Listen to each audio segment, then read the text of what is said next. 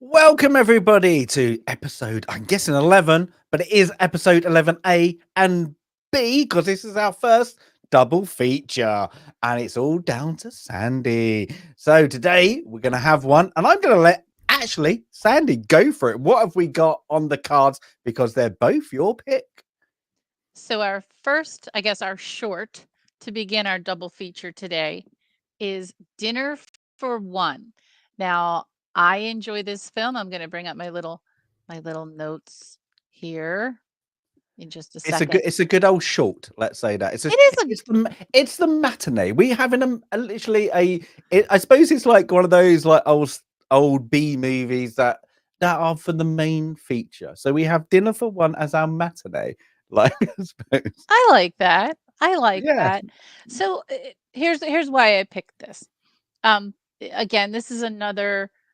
Even though it's not a British film, our local public television station would pick up BBC and other little European films for filler late in the evenings. And I remember watching this with my grandparents a couple of times, usually around the Christmas holidays. It's a little comedy sketch. It was written as a stage sketch called The 90th Birthday, and it was written by a gentleman named Laurie Wiley in 1934. And two stage actors in Britain, Freddie Frinton and May Warden, performed this little sketch. And a German broadcaster had seen it a couple of times and said, "Hey, I'd like to film this and bring it over." It was really popular with tourists. And so a German broadcasting company filmed it and released it in 1963. And since 1963, it has officially become the most viewed, quote, cult film, but really the most viewed film on television in Europe every single year. It is played on New Year's Eve across many channels. Germany, Austria, Switzerland, Italy, Portugal, Hungary, all over the place in Europe. And people stop everything on New Year's Eve to watch this little short. And here's the little picture of May Warden and Freddie Frinton. And so the story is that May Warden, Miss Sophie, is turning 90. And there's going to be a birthday party.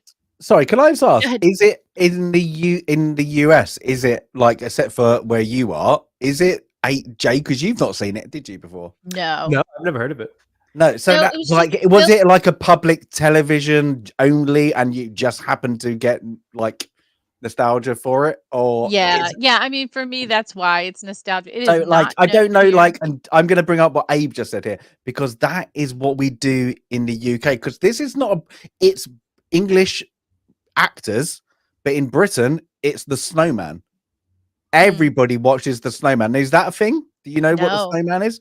Oh, don't know. We might have to do one for Christmas. The Snowman. Oh, it's an animated, but it's like an animated musical. But that's it. But everybody is every Christmas. We've got versions of that, like the Heat Miser and all that. I was wondering, is there like Christmas?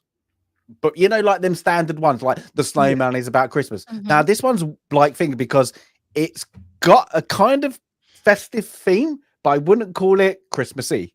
It's a birthday, Yeah. it's supposed to be her It's 90th. It's funny you say that it's done on New Year's Eve, because it almost, I know it's a birthday, but it almost does kind of have like that kind of vibe to it, like a New Year's Eve holiday type of vibe. Not so much a Christmas one, but I could see that. Fancy party, lots of drink. So yeah, I think so. Kind of what struck me about, and so for those who are not in the United States, so our quote public television station, that's not, it's the one that's a little more artsy. Little local stations create their own productions, but then a lot of stuff is imported from the BBC or from European television. And this was the place where I got to see Hyacinth Bouquet and Faulty Towers and what's the other one? Those sort of British comedies, and then little things like this. So it's also, I mean, it's kind of silly slapstick, but when you think about it, so Miss Sophie's turning 90, and James, her very loyal subject, is serving dinner for her guests and serving drinks, but there's no one there because Miss Sophie has outlived all of her friends. And so it does kind of hit me. And so the dutiful servant is pretending along with her that her friends are there. So he pours a drink for Captain Toby and Mr. Winterbottom, and he goes around the table. What is it? The same as last year? Is it like the same Shall same procedure as last year? Same or whatever procedure. it is, something like that. The same procedure. Like, and like I did find it kind of cute because they've all gone, but they probably went in stages, and then every year it's probably the last one who's gone, and he has to still pretend to be that, and it is like I liked it because I think Jay, you said it in the private, like in Discord, a cute film. It's just a cute film. It's very cute. Little skit, it's got like a little bit of heart to it and all that. To be honest with you, Sandy, I didn't even put two and two together that it was the idea that it was friends of hers who had passed away over time. I kind of took it as she was just like an eccentric rich old lady who was losing it a little bit, and the waiter was just or the butler was just kind of indulging her in her kind of regular birthday ritual. I hadn't even considered it in that light, and thinking of it like that, it's got even more heart to it. So yeah, it makes it kind of a little bit more wholesome. Yeah, so he's serving imaginary dinner, but he's serving real alcohol. So he's filling all the cups with, one round of, he'll ask Miss Sophie, shall we serve the sherry with this course? Yes, James. I think it gets to sherry. It's like literally. I can't do what you all do. Sherry. Yeah, sherry. We'll have the port. Yeah. And of course, as he's serving the drinks, it's not that he has to drink the drink, it's that she expects a toast. She expects to be toasted on her birthday. So he makes the toast to honor her and downs the drinks. It's not just to clear the table, because he could clear the table. He's making a toast to honor her on her birthday to make her feel good. So he's drinking every course. He's drinking 4 servings, and he's getting sloshed, and Jay's tripping over the lion's rug, whatever it is. And yes, he asks her, shall I serve the whatever? Same procedure as last year, same procedure as every year, James. They clean up. He's sloshed. He's absolutely sloshed. It's kind of silly, funny. And then she says, James, I'm feeling quite tired. I think I'll go to bed. And he walks her to the steps, and he says, kind of in his tired yet drunken way, same procedure as last year, ma'am. And she says, same procedures every year. And he looks at the camera, and he looks back at her, and he says, I'll do my best. So she's got one more task for him to complete before the end of the night to celebrate her birthday. And it's just so silly and charming and a little heartwarming. I did find it funny because it's very it is a British humor. It's that kind of, I suppose, like it's not a lot of 60s. I suppose it's a bit late, like it's like late 50s kind of British like humor. I've never heard of it. I was like, what is this? And I was like, oh, this is going to be, to be honest, I was like, oh, it's going to be that American humor that the Brits and the Europeans don't get. And I was watching, I was like, this is literally how I do not know about this. And then when I found out it was as like for this from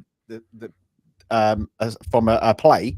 I was like, it makes sense. And then I watched one that Sky Art's done over here, and I was like, it makes sense because it does remind me of like was it One Man Two Governor, like that kind of like slapstick on the stage, and I was like, with it would work. Imaginary characters. Yeah, and then when they did it like that one, they showed that like as the stage, and I was like, it actually works better when you can see the full stage because you get the reaction of like kind of in what's happening as a whole. And it makes it things like, but in the like in this, I thought it was cute. I kind of like that. Yeah, it's good. It's a little bit of fun. I liked. I did give it a little nod and a little smile.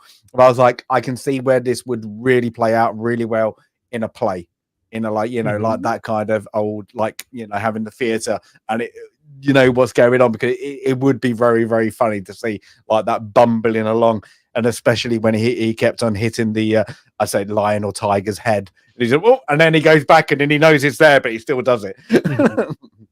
And he looks at it and he's mumbling and cursing at it. And the drunker he gets, he's actually able to avoid it a few times, but now he can't walk regular. It's there is a good mix, I think, of some of the like Stacey said, that British humor, the very classic kind of black and white style, as well as a little bit of kind of the more physical, or a dash, or maybe a little pinch of the physical side of kind of your I Love Lucy's, or Three Stooges in the back in the day of, the tiger, the tripping, the way he's walking around, moving, all that, mixed with the cleverness of these impressions he's doing and all that.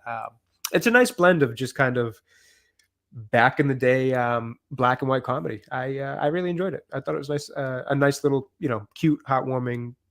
I think it was about 17 minutes long, the one that I watched. So it's not a long watch either. So it's a nice. There are a few different cuts. I wonder if some of the courses have been removed. I think one, was it James? You said you saw one for 10 minutes. I watched one that was, I think it's the different languages make it drawn out.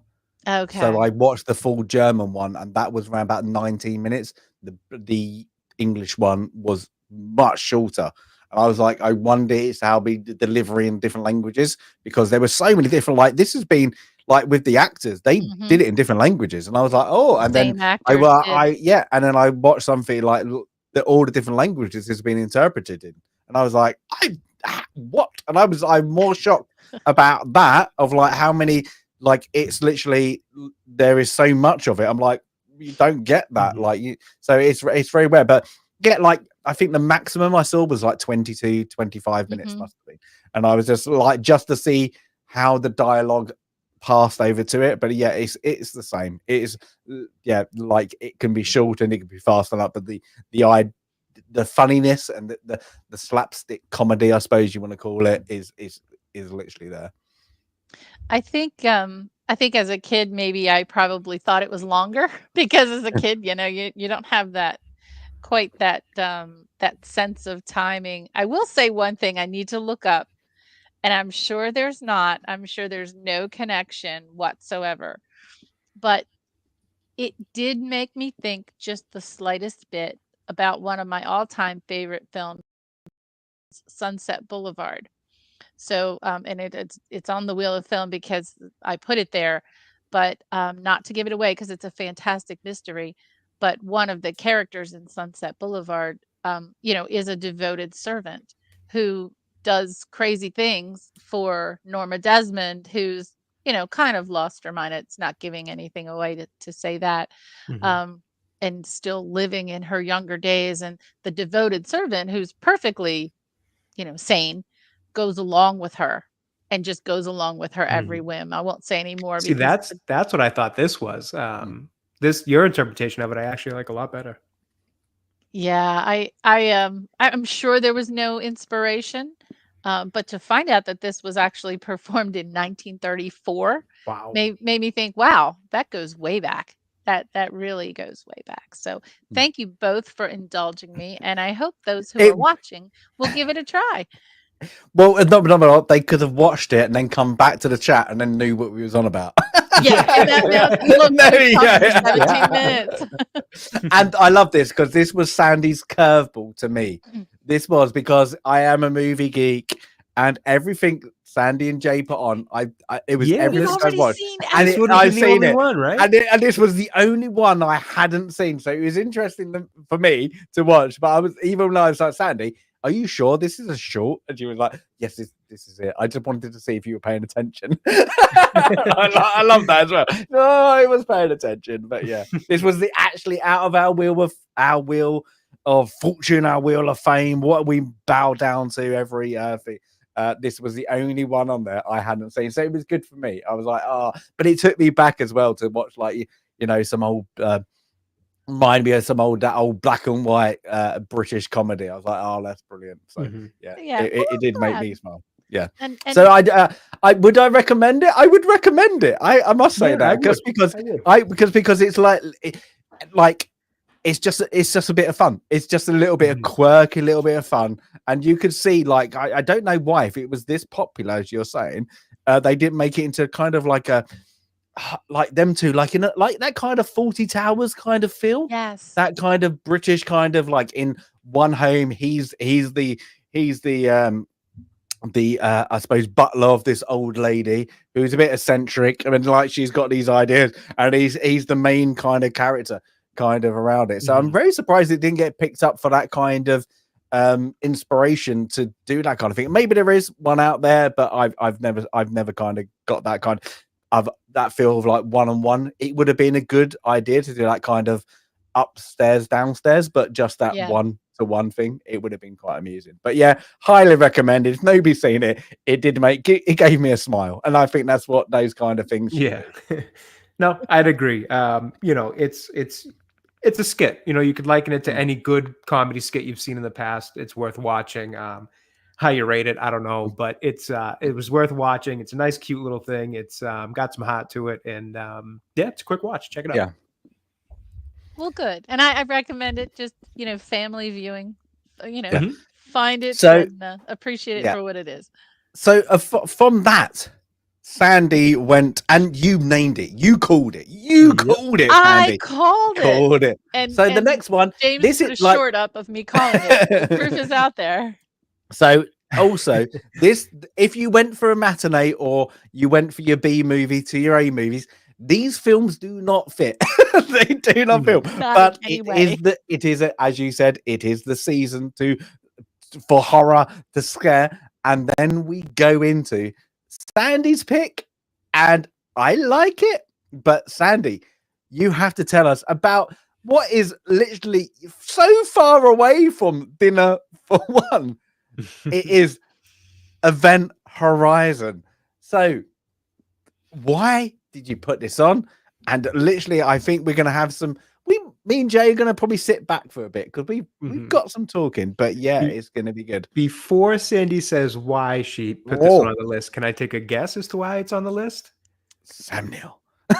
There's a very early Sam Neill shirtless scene that I think might have had something to do with this movie making it on the list. Just a hunch, just a guess. What you must think of me. No, of course not. No, I mean, I love my Sam Neill, but I also love the merits of this film. So much so that I have written an essay. Now you all have to suffer through my short essay here. Which Sandy once proving that she has impeccable taste. Thank you.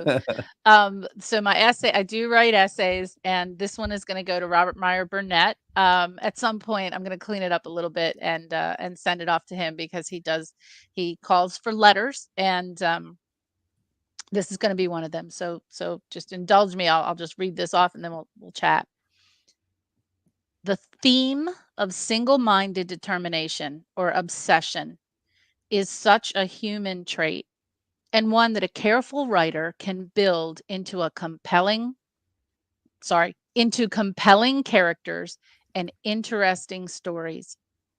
In many literary works, we see obsession descend into madness, the blind obsession that obliterates reason and judgment.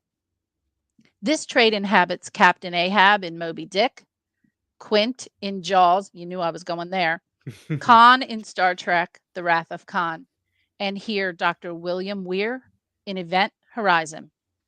Event Horizon furthers the obsessive motivation by adding another layer to Weir's character, the creator or playing God element.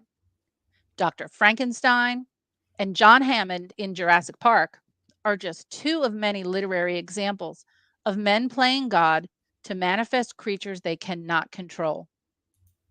Dr. Weir did not create life, but created a ship that was his obsession, an obsession that drove the woman he loved to end her life, that in turn caused a greater obsession over his creation that had already become his personal hell, a hell he experienced long before Justin stumbled into the gravity drive. Contrasting this unhinged determination is the character of Captain Miller, who would most nobly choose to go down with his ship in an effort to save his remaining crew. Compare this selfless choice with others in literature and with Weir here, who would go down with the ship just to take everyone else with them. And we can even think of Disney's 1979 film, The Black Hole. That comes to mind when we're watching this film. As we discuss this often underrated film, let's consider the internal genesis of obsession as well as the external triggers. Let's consider the role of each character fated to be swallowed up, not by a whale or a shark, but by Weir's creation. Lastly, let's consider the typical end result of uncontrollable, all-consuming obsession. More than just a jump scare ridden thriller, Event Horizon is worth your consideration for its intelligent themes and thought provoking characters, enhanced by stellar performances by top tier actors and visually stunning practical effects. And now, let's talk. Was that a recommendation then? That's a high recommendation. That's a high recommendation. Well done, well done. So the why I chose this film is really it's everything. It's the theme, it's the story. It is a really deeply rooted story, and you will hear me when we have Jaws, when we talk about other films that I've put on this list, Jurassic Park. Those themes always have resonated with me: obsession, creation, God complex. There's also an underlying religious theme here. Those things really have always spoken to me and been interesting to me. So this film was always pretty interesting to me. It's a film that it didn't get the critical acclaim it deserves for a couple of reasons, and one of which is reason number 567 why I hate the film Titanic. Because unfortunately, when this film was being filmed, the crew that was doing the editing was pulled prematurely to go work on Titanic. And so what would have been an estimated 12 weeks of editing for this film was shortened to less than 6 weeks. And so while I don't think that was particularly part of the criticism for the film, it's certainly the film was about 126 minutes, and it was hacked down to something like 90 minutes or a little over 90 minutes. So that could have certainly played a role in it. It was written by, it's not a book, written by Philip Eisner and directed by Paul Anderson. It was released in 1997, rated R for obvious reasons, which we'll talk about.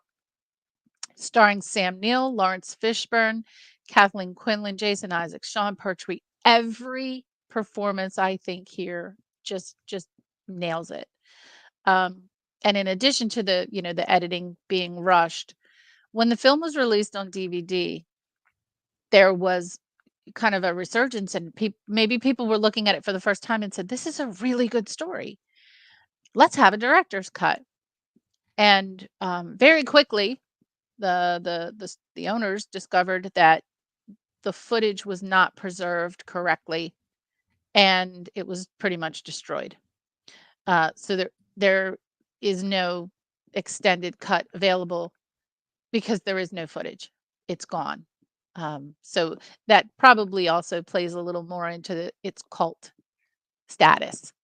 I purchased the 4K Steelbook, the 25th anniversary. Yeah, the 25th anniversary edition a few years ago because this is 1997. A really cool design on the cover with the eye, and then the hands kind of gouging out the eye on the sleeve, and it has this 3D. I like that. I'm sure there's like there's going to be some. Of course, I put pictures up. I couldn't put all of them up because I know YouTube wouldn't like it. There was a couple of gruesome bits. Really even so, I was like, yeah, they're not going to like that. So yeah, I had to be a bit reserved in what the pictures I'm going to show. Let's say that, but I'm very disappointed. How did this is what 97. Real digital was 99, 2000 really started pushing into. So yeah, they were just short of like that. So that's a bit of a unfortunate. As a historian who works on preservation projects, this should have never happened. This original footage of film and other media is kept underground, and this was kept in a salt mine. They're kept in salt mines because they're very, it's the balance of dry and, nothing can get to them. Well, this particular one was not in the best conditions, and the film was destroyed. And yes, Abe, Drinker, I really enjoyed Drinker's analysis of the film. I think it's a slightly different than mine. He focuses on the performances and more of the religious aspects, and I focus a little more on the obsession and the God complex. I also think he likes Sam Neill because he's done a few reviews of films by Sam Neill. Put your hands up if you like Sam Neill. But he calls this one an underrated movie that The Drinker recommends. Robert Meyer Burnett has also done a really good review of this film. So, and we'll talk at the end about all the whys to review. But getting into the film, let's talk about the film. Now getting into the film, but I'm gonna let you kick off in a minute. But I completely forgot how bad and how literally low budget the opening sequence was. And I was sitting there going, that is really bad. Like the swirling blue, and then they just put like that. I was like, oh, that's terrible, because the rest of it we're talking about now is completely different. I was like, oh, that's what they picked. I forgot. And I was like, it looks tacky. And I was like, now that might introduce that the editors went, they had like timing issues, they brought other people on, like what you've just said. But I was like, oh, this ain't the movie. Like this ain't like if you just went, oh, looked at that first kind of like 20 seconds of like the opening with the swells, you're like, that's a bit poor. I'm not even sure I honestly registered that. Yeah, I was just like, it's really poor. I remember seeing the typing font kind of setting the scene for us with the years and the different milestones and science achievements. Yeah, but just before that, because I laughed. It slipped right past me. I got right to that text and was kind of like, this text effect doesn't look great. It looks a little cheap. Yeah. And then you go right to that first spaceship scene. You're like, holy crap, this actually looks pretty good. But that's it, because what was it? I always laugh. I love, because it's 2015, isn't it? The first established moon. Yeah. And I'm like, yeah, probably could have. It's like people got their fingers out. And then it's 2032, and then is it 2047? I think 40 is when Event Horizon took off. 47 is where it's taking place, where they're finding it. Yeah. So we're set in 2047. That is really, really bad. If you look at it now, we're not that far away. That's what's scary. We had a space program. Here we kind of don't have a space program anymore, but that's another. Hold it. You have Elon Musk. So that's it. Can I go there yet? Is it too near the election? I don't know. But anyway, Sandy, 2047. There's been a signal. There's been a signal from the Event Horizon, as you said, a ship that took off 7 years prior and was lost. And the purpose of the ship was to transcend the solar system. So we've done some exploration, but we haven't left the solar system. The real mission, however, was to go even farther. So what was publicized was, hey, we're going to cross, out of the solar system beyond Neptune. And I did forget to look this up, but I think it's interesting that they keep talking about Neptune. Is this after we determined Pluto was no longer a planet? I need to check that out because I'm interested in the fact that some of the science, they really did take good care to look at the science critically and not just, make crazy assumptions in the film. But, because this is orbiting Neptune and we're talking about crossing the bounds of the solar system and the last planet, I don't know. Maybe Pluto's still a planet by now at that time.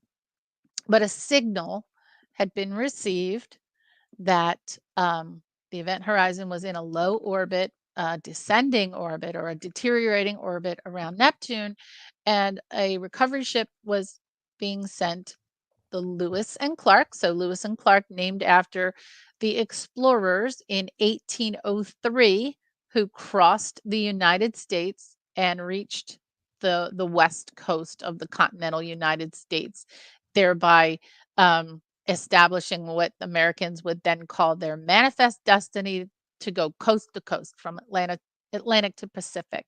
And Lewis and Clark, also accompanied by Native Americans, including Sacagawea, went coast to coast. So the ship is named in their honor.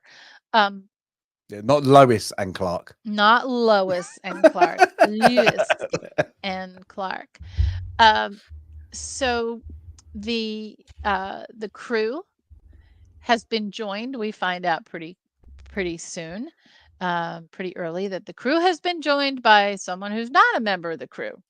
Sorry, can I just backtrack thing, because you've missed something that I really liked. Please go ahead. This is what I really enjoy about this movie, is they get you into, you're watching a sci-fi horror, because the first thing you see is Sam Neill's dream. The dream already. The dream. And sorry, and it's this, literally this picture sets up the movie.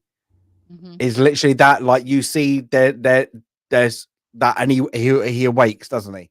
And there's some bits that I find quite amusing about this, because in this scene when he awakes after he's having his dream, and he sees that, he uses a cutthroat razor like that, and later on we have people highly smoking cigarettes.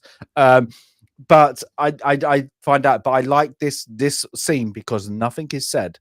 This scene about him looking in the mirror, there's a bath, looking back in the mirror, back at the bath. I like that, just that very simple thing. And like, there's something's happened, and it's a bit obvious what has happened. It's like a bit dark, and then you get the scene. It always reminds me of 2001: A Space Odyssey, because they show the lower orbit Earth station, and they show him as he's walking but upside down. I love that. That is a nod to Stanley Kubrick, I think, like that whole thing. But I like it, and you find it a lot in this movie, is that when they tilt and it goes, like, they show the Earth orbiting around the station, and it makes you a bit delirious. And I liked it because, like, that whole like on the big screen, like you get that sense of we're in space. Upside down is the right way up, and sideways is the right way up to everybody else.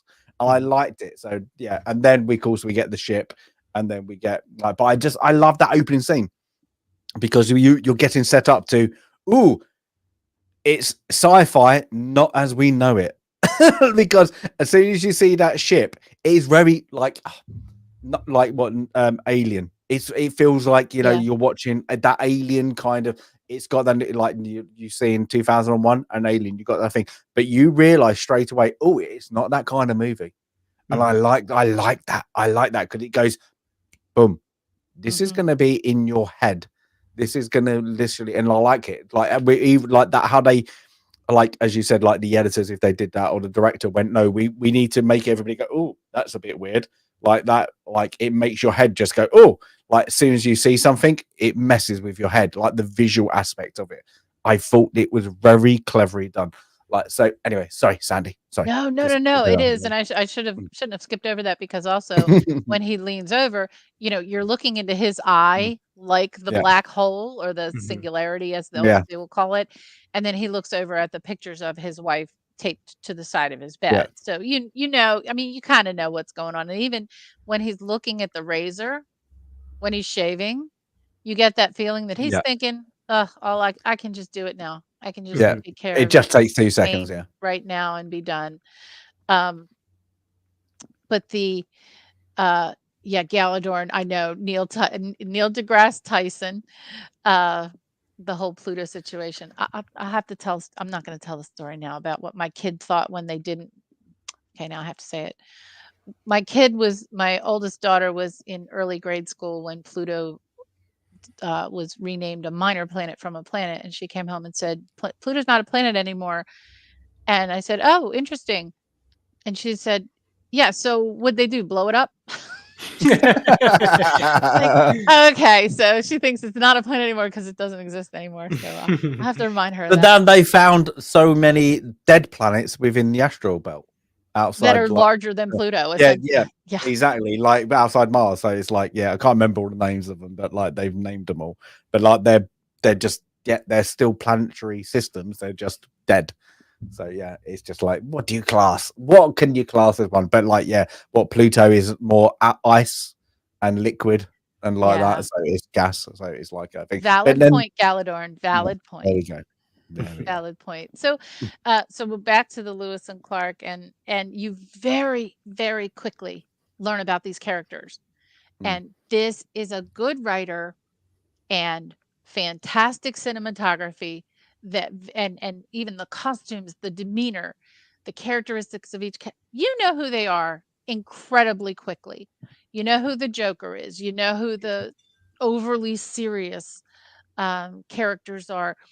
And you know that this captain, he's peeved off. He does not want to be going across the solar system to the ends of the solar system.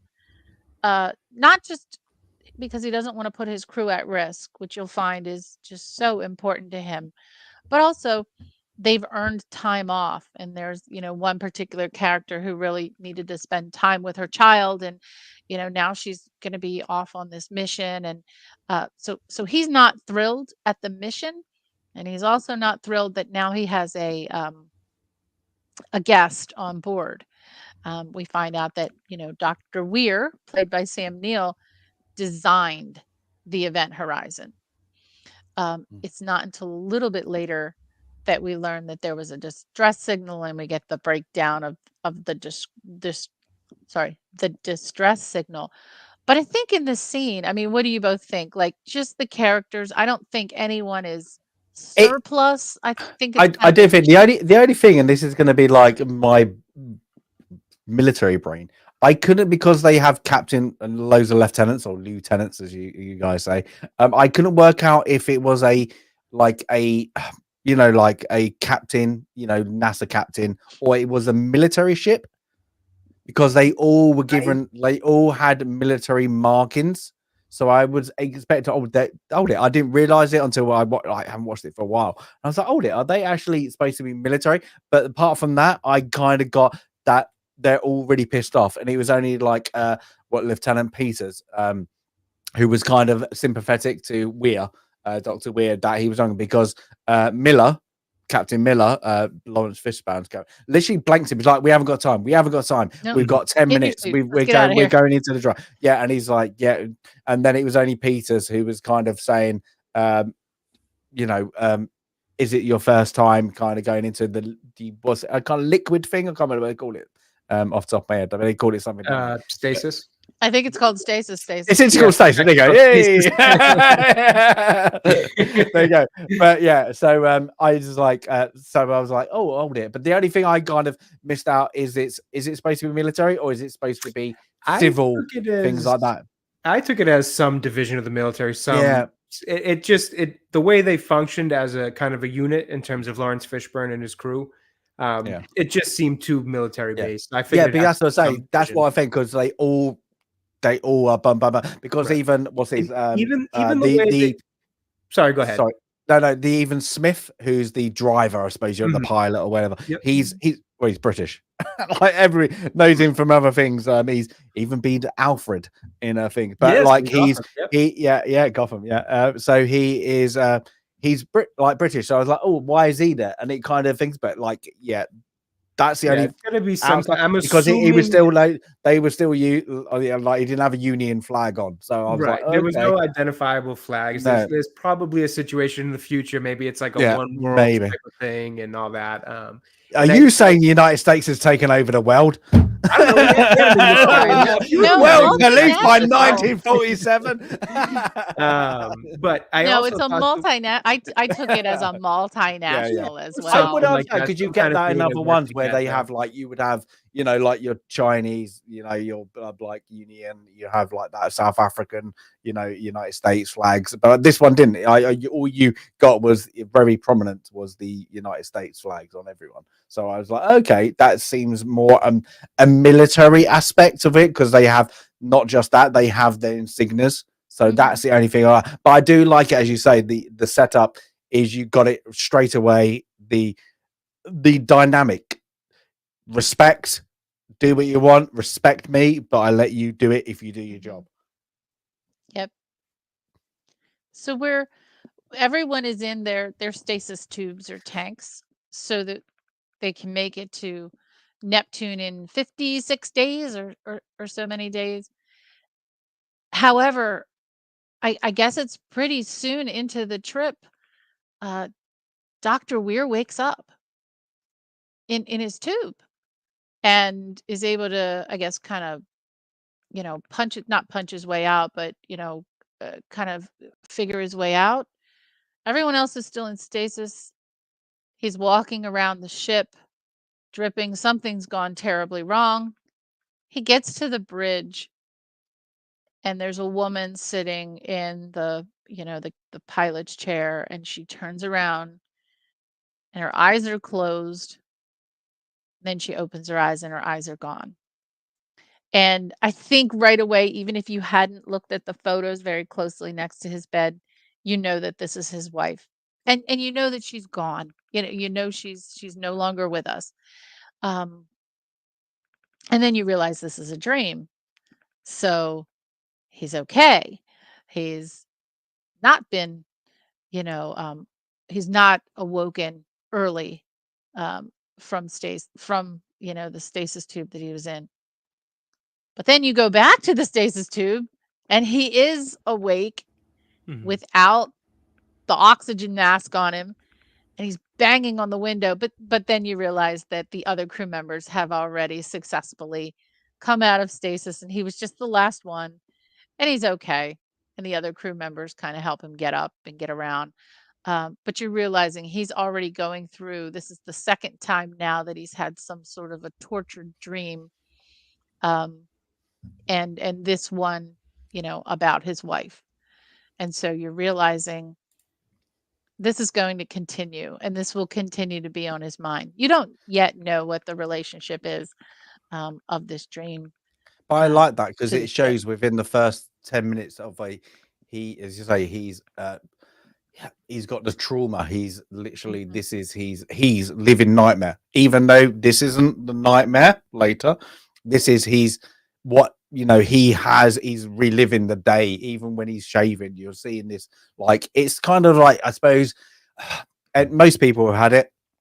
It's like, when you lose a loved one, you're like, oh, what was the last thing I said? Could I have seen him the day before? Yeah. Could I have made that phone call? And this is him reliving. And it's like, he's the inventor of the event horizon, but it's kind of like, it's that what could I have done? And it's tormenting him. You can see that straight away. There's this torment, this being that we get straight away from the first 10 minutes. This is the person who is by his own self unworth being tormented by his loss of his wife. Well, and when you see how kind of dedicated and obsessed he is with the event horizon, it's not too much of a stretch to draw the conclusion that his obsession with work and most likely not being there or this project with work, the event horizon itself and all that, would have led to probably some issues with his wife, his relationship in the marriage, something that could have led to why, he wasn't there. Either it's guilt that he wasn't there to try to help her, or part of the, him not being around is what caused, her to, as we see later, what she does. So I think it's kind of this dynamic where the event horizon is something he's incredibly encompassing to him, to the point where it's caused some of his biggest regrets, but we see that he still can't let it go at this point. Whereas the next scene is like they come out and they're like, I think they're approaching Neptune or wherever they like one of the moons, and they all surround it and they're like, Miller, kind of Laurence Fishburne's character, like, can you tell us why we are here? And he gets really chirpy. He gets really like, kind of like a kid with a new toy, just found something new. He gets really like excited about, oh, we're here, kind of thing. We're getting nearer. So I like that, because then he like to them all like, why we're here. Oh, this is they called it not top secret, they called it like code black or something, like NSA only, like kind of thing. Yeah. It's something like that. And then he kind of gives the whole thing of like, he's very to them like, oh yeah, I appreciate you being here, kind of like, thank you all. He's being a bit condescending, because a little pompous. Yeah. I'm the smartest man in the room.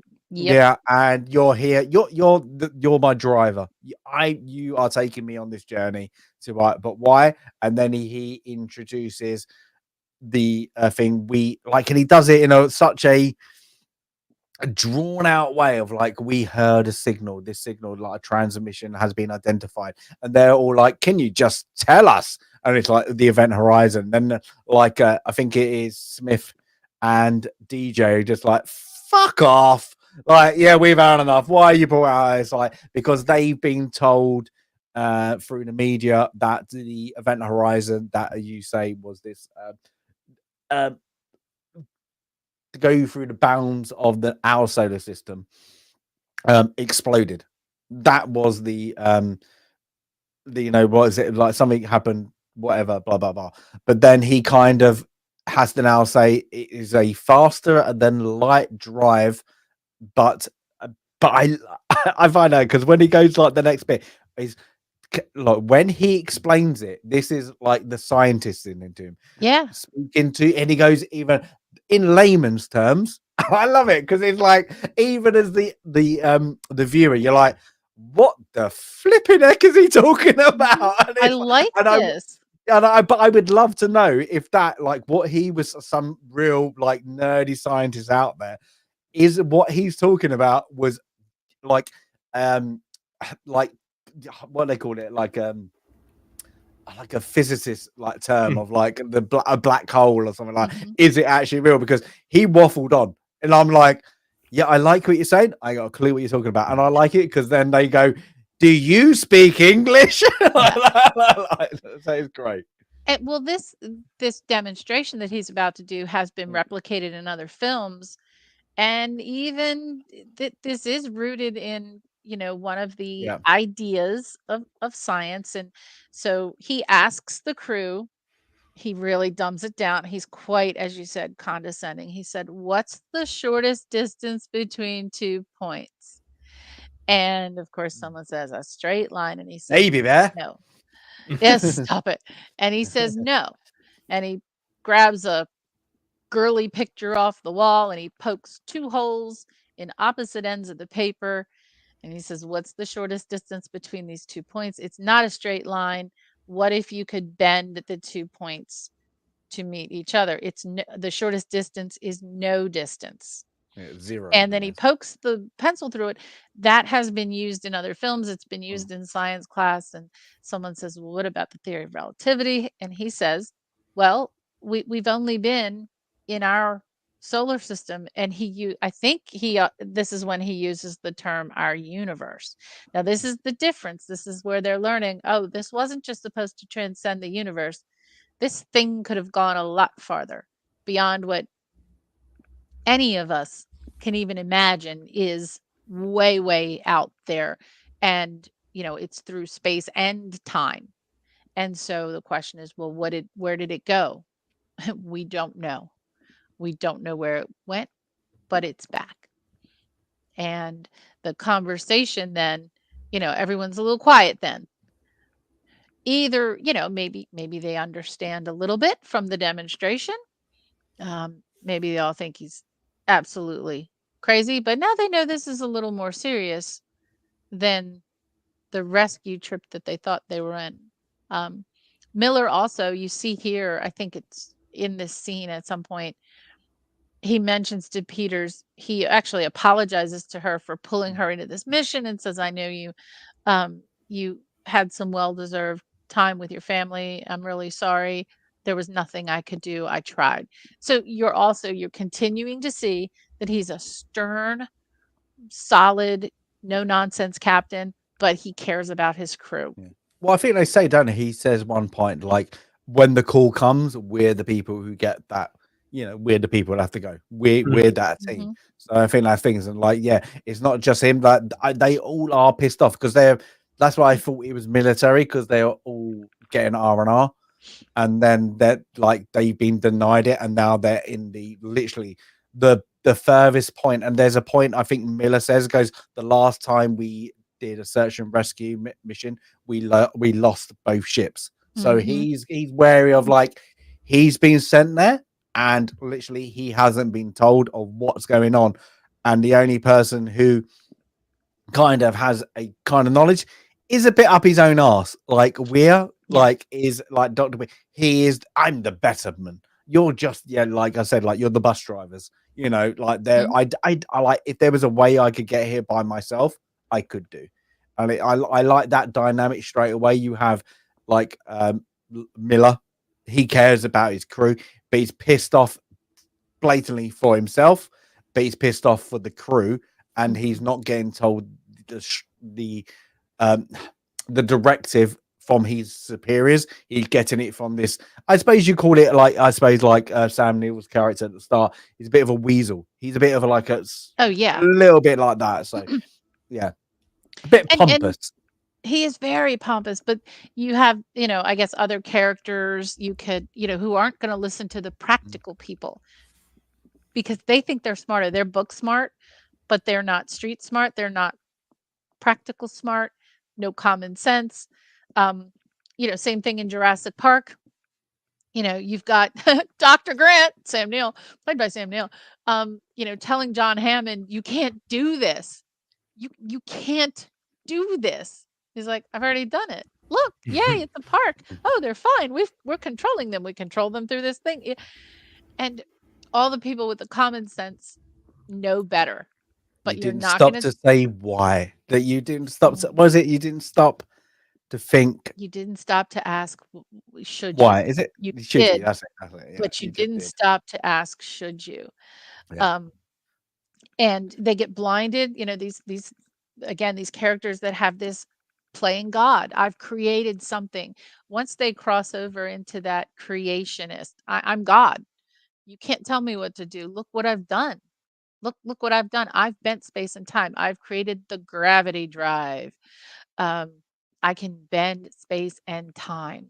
Look at me. I'm so smart. So they're not listening to anyone, and Sam Neill's not. Now before we go, before we get on to the next part, I know you're going to go into, is how good are the practical effects in this movie? The Lewis and Clark, superb, absolutely everything. I mean, the ships and like the interior.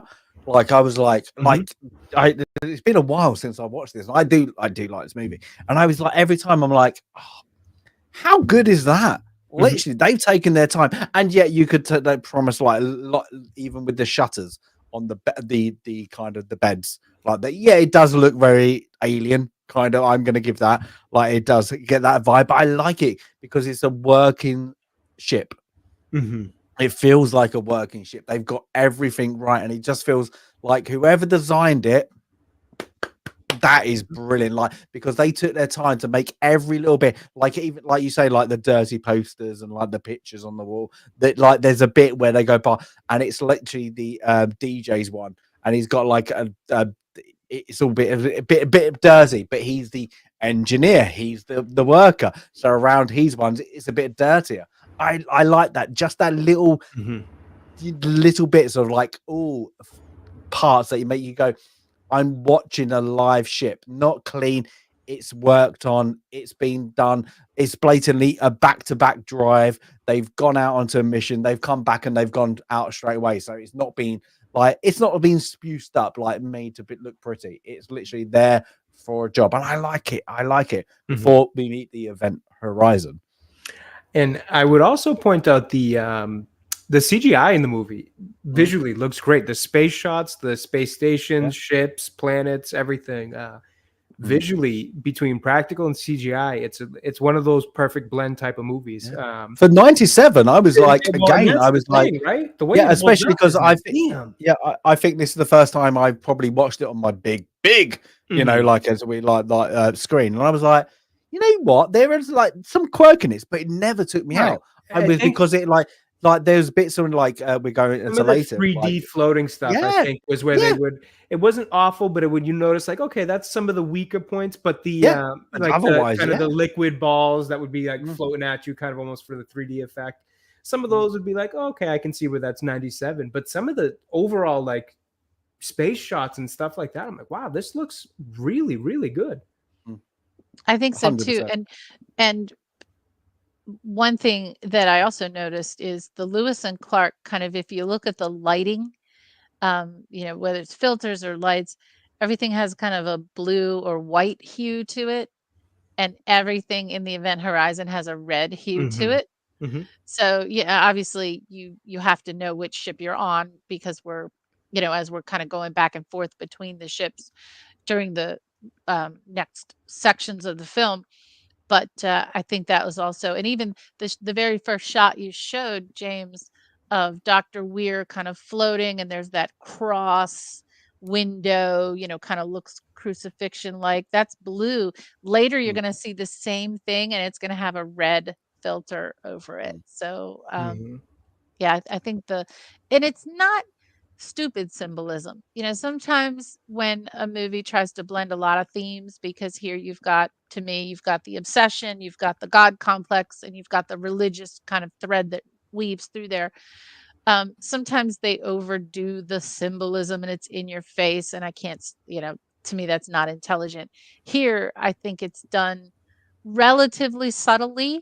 It's not overdone. I think when we get onto the event horizon, we're going to talk about some of the architectural choices that Dr. Weir made. And maybe that's a little bit overdone, but maybe that's in his mind, you know, and not, you know, not the film that's him. So health and safety wouldn't sign some things off, let's say. And safety would definitely not approve of everything in this, all the sharp edges. Too many sharp edges. But like I say, because we're getting to the main part of the story, I always found this weird. This is a Laurence Fishburne story, but I always felt it until I saw his name as the headliner. I always felt this as Sam Neill. So I questioned that on my little notes chart. I put Sam first. Yeah, I did, but he comes up second. He comes second on the opening title. It's Laurence Fishburne, and I was like, "Ooh, who was the biggest star?" I was like, probably Laurence Fishburne. Yeah, and I was like, "What?" See it as a bit of a split in terms of role time, probably leaning a little bit more towards Sam, just in terms of screen time, storytelling, all that. But I guess they go with the idea that he's the protagonist, Laurence Fishburne's character, so he's going to be the lead in it, right? So, I can see it. I probably would have like instinctually said it feels more like a Sam Neill led film, but you know, I could definitely understand why they would try to, you know, put it that way. Yeah, but before we go into how good are they in this movie? They are both good. great. I mean, there's really nobody who isn't. Isaac is great. The guy who's on Gotham, is it Sean Perch? Sean Perch, he's great. I mean, they're all really I think what's it like? You got the main. What is it? 6? I suppose you're gonna call something like that. 6 to 7 people. I think that's just what helps, because you do get like other people come in, but they're they're a flashback or something like trained actors. Yeah. These are not Hollywood. But again, it's literally like I keep on referencing it, but when Alien worked is because you're developing that small group. This is why this movie works, because you're instantly getting it, because you don't need to know the outside. you've got this small group, and you can actually you're following this group. You can understand every individual's path, and there's little say-sos between each other that just connect their group away from like a Weir's character. And I like that. They're one group, Weir's that group. Well, in an individual, I suppose. It is. And I do think maybe in the editing we would have gotten a little more of Miller, Captain Miller, to balance that out, because they are the opposite ends, of morality. And that's what it is. Miller is going to sacrifice everything for his crew. Weir is going to drag them to hell with him. So very opposite ends of morality. Also, I have to say it. I think it has to be said. How difficult was it to not see Morpheus in this film? No, I didn't know. I didn't all the time, but because it was so close to that role, so he looked so much age-wise. The ship, the chair he spins around in, all that did feel a little bit Matrix Morpheus-like to me. When's Matrix? It came after. Matrix would have been like 2 years later. So age-wise, he looks just like he did at that point in time. The sci-fi setting, it can be a little bit generic sometimes, but I thought it's quite different because I saw this at the cinema. I saw this at the cinema. Ooh, yeah, I saw. Yeah, nice. Yeah. No kidding. So I remember this. Yeah, I wasn't the right age, but they let me in.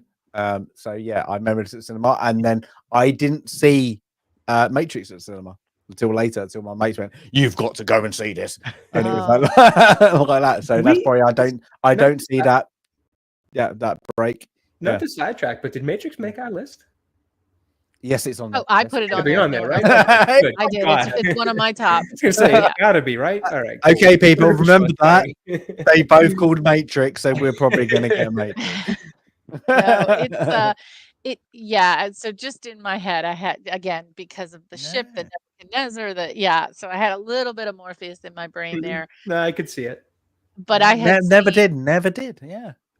I had seen the Matrix in the movies when I was a teenager, and then had never seen this in the theater, had seen it at home, and then got the DVD several years ago with the 25th anniversary, and then watched it a few times. Like you said, Jay, you get the cut version, even cut more than it was cut, to remove all the guts and gore.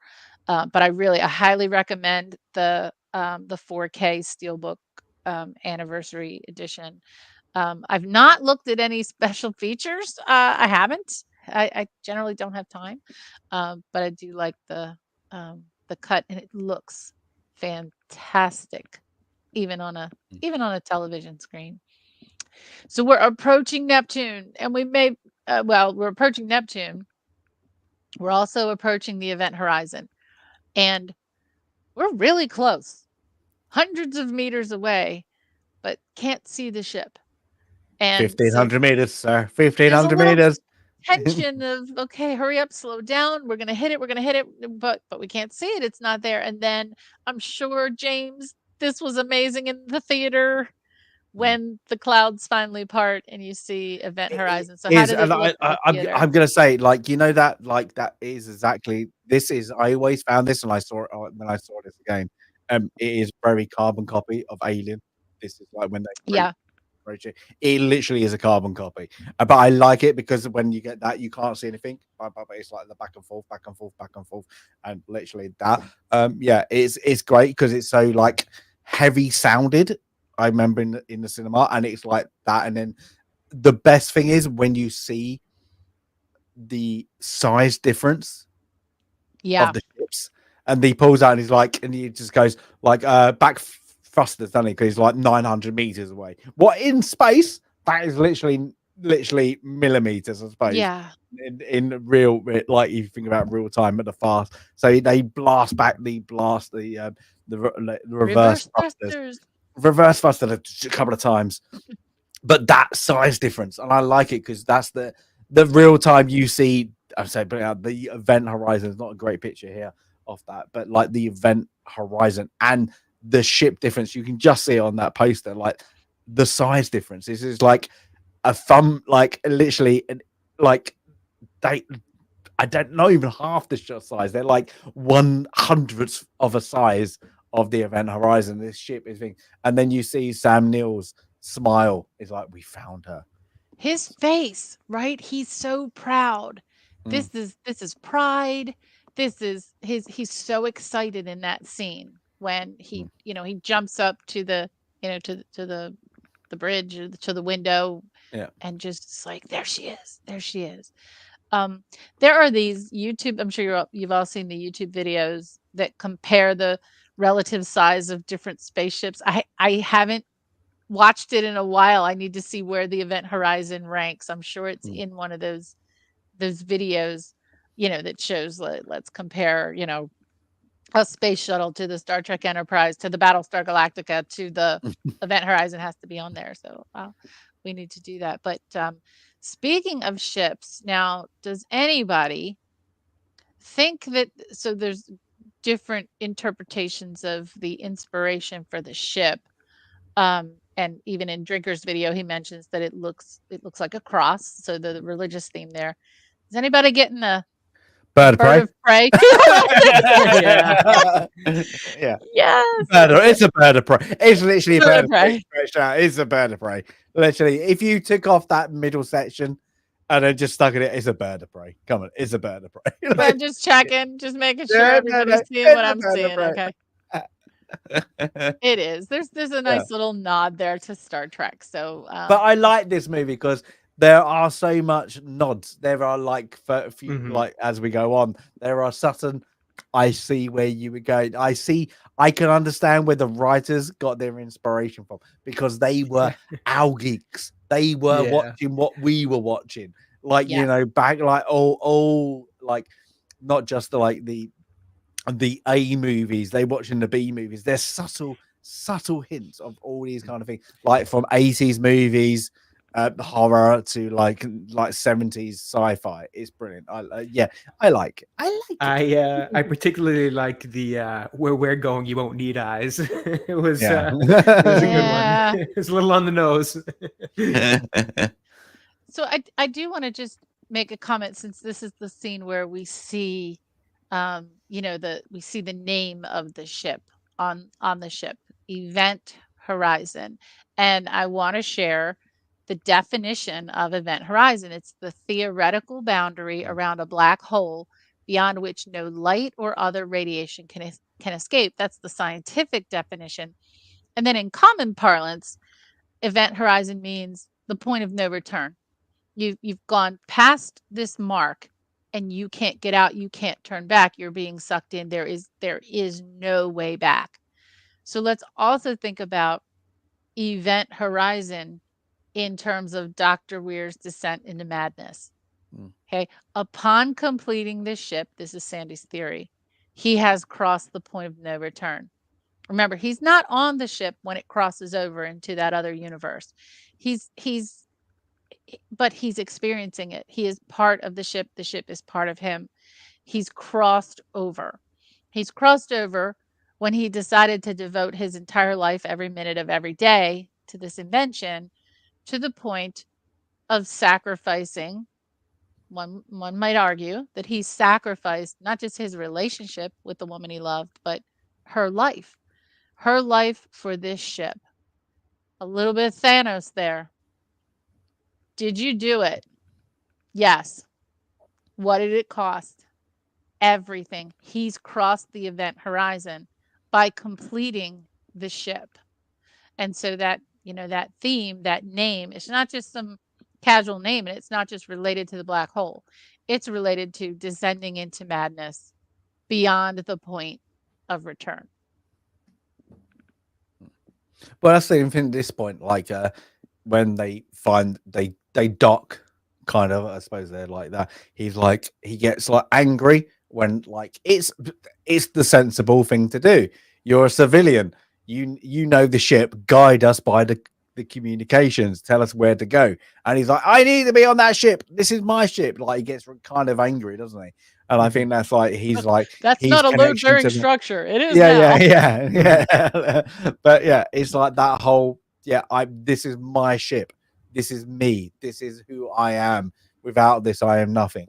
It's literally, he's obsessive before the obsessive becomes a bit dangerous. Initially, he's one with the ship. It's his baby. It is his baby. This is who he grew into, and it's grown into something else, but he will still love it. Is it a little bit of like a Dr. Octavius or Venom?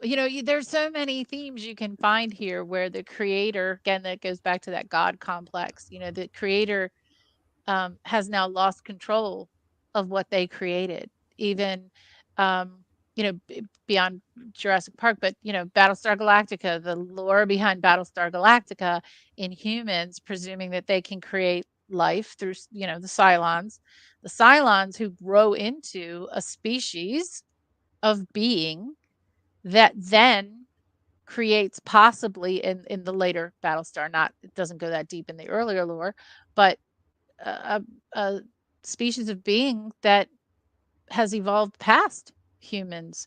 And even again, the religious themes in Battlestar Galactica, where humans were still worshiping multiple gods and polytheistic, and the Cylons had evolved beyond that to being monotheistic. So, I won't go into, we'll go into that in another entire 5-hour session on Battlestar Galactica. But one little clip here, when the Lewis and Clark is slowly approaching the event horizon and looking for that place to dock, to grab onto that non-load bearing antenna. I don't know if anybody caught it, but the airlock that they need to connect to is airlock 13, and the camera zooms in on the 13. That probably is a little over the top symbolism, but it just thought, hey, they're really throwing in the bad luck here. And but then they didn't comment on it. Like, none of the crew member, I don't think any of the crew members said, oh, we're not docking there. It's number 13. But even then, when they dock when they grab onto that antenna, the face on Weir is like, you've just hurt my baby. Yeah. You've just, ow, like he almost feels the pain. His face just scrunches up, and he's really ticked off. And then, to your point, here's where he wants to be on board. I need to be on that ship. And of course you don't need to be on that ship. You're not a professional here, dude. You may have invented the ship, but we're the search and rescue crew. We're going on that ship. So he does. He stays behind. The rescue crew is heading over. I think this is this one always, I'm always annoyed in films when the captain has to be part of the away team. Again, maybe that's a nod to Captain Kirk always had to be in the away team. Picard didn't. But didn't Captain Kirk always had to be part of the away team? In reality, you wouldn't, right? I mean, what do you think? I don't know, because they say to Baby Bear, Justin, oh, it's your time. Like, he gets up, oh, it's your time for a walk, doesn't he? Like, so Yeah. I think so. Maybe they have a rotation. That's why I found it in this. Yeah, but I for other movies and stuff like that, yeah, why the captain goes? No. Let's say that higher rank, they put their feet up and watch the grunts do the work. So yeah, why it happened, I don't know. But I like, this is where, like Jay said, like with the CGI, like they go in through the I can't remember the umbilical. I think they called it the umbilical. They called it the umbilicus. Yeah, the umbilical cord. Yeah, umbilical cord. Yeah, and it's like that. So they get it, and you get like, you get some dodgy CGI, but I like it because how the director and the cinematography did this probably next 10 minutes, like probably a little bit less but in my head 10 minutes, is they do the lighting really, really well. It's light and dark to what you need to see, and then because they're in their magnetic boot situation, they're slow, and I like it because they how they turn the camera is they don't like pan it. They literally it's pan out, pan in, and then next view, so you know what you're supposed to be not looking at, and it won't give you a clue until you need to see it. And that's when you kind of get what's happened, not what is actually, sorry, not what's happened to the ship, but you kind of get this isn't a place you want to stay in. Right. This isn't just a ship that lost power or ran out of fuel. Like something eerie, something bad happened here. Yeah, but yeah, you get the division. I don't know why they didn't do 4 people. I found that this is a bit annoys me because they go by 3. With all those numbers, you'd think they would. I mean, you got a whole crew's worth of guys. And I understand. Okay, DJ is kind of he's the engineer, like the fixing upper, I suppose, like that, and he's the person who goes to rescue him. But you send. Is it Peters? Is it Peters who goes with Miller? I think is it? No, not Peters. It's the other one, isn't it? Yeah. So it's I don't know, but one goes a minute, and then Baby Bear Justin, he gets sent to the engineer. Like, he goes to the engineer, we go to the personal one, and it it gets it up to when they go into that, they recognize there's explosive devices in the corridor, I suppose you want to call it, that can separate the personnel to the engineer, and they can escape by blowing this up. Now, why you would have that long stretch for suspension, like literally not suspension, suspense rather, just to make running down it seem a lot more intense. I don't understand. I don't know. But then you get then, of course, the next one is I can't remember her name. Like who? It is Peters. Like she goes. It is Peters. Is it Peters? Like she goes into the. Yeah. Okay, so then it's Peters because Stock is the blonde girl.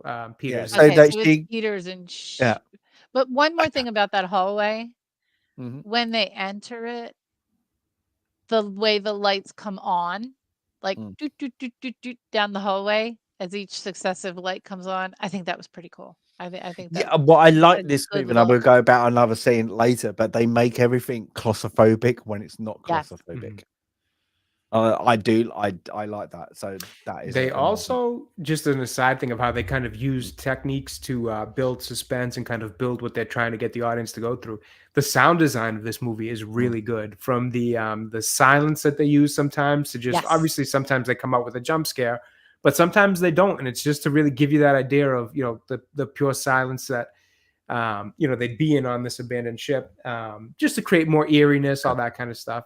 But then also there's a scene, I think it's right in one of these scenes where she's kind of booting up one of the rooms or looking for the a hard drive or something technical.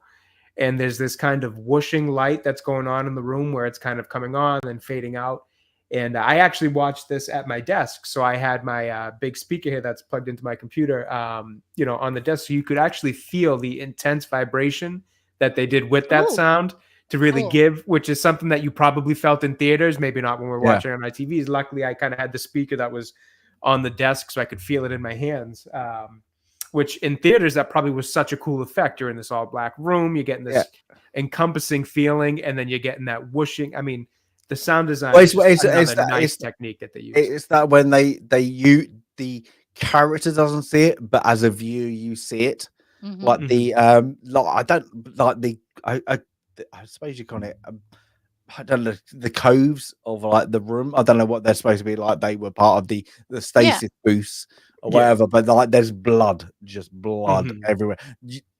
But they don't see it, but you see it, and then you see it, and it brings it back. You see it, and it is that whooshing, and you're getting that. And so now, not only are you seeing it kind of go in and out with the light, but now you're feeling that whooshing of that electrical sound going on in the movie too. So it was just really good in terms of the sound design, using all those little techniques, little details to just create this immersive feeling. Like you said, you're on a massive ship, but it feels so tight and claustrophobic and intense. It was really well done. That's it. But again, like I like it because you're getting, I suppose, like I don't know, like a directional voiceover from Sam Neill or Dr. Weir of he's getting you're approaching this, you're doing this, you're doing that, and then you get kind of one of the things Justin approaching the health and core. safety area. And I like that. I don't get this. It's like a meat grinder. It's like that. And I think it's great. And it's even to like it's even to like, what is the point to that? The teeth. Yeah. But I like it because it is for like us as a viewer. It's for the there's nasty things going on. Like everything is pointy. If you notice, there's like, who would have why? What is the need? If I have to say that, just brain reasons, who would design that? Literally, you wouldn't. It's literally like that. So then we get to the core.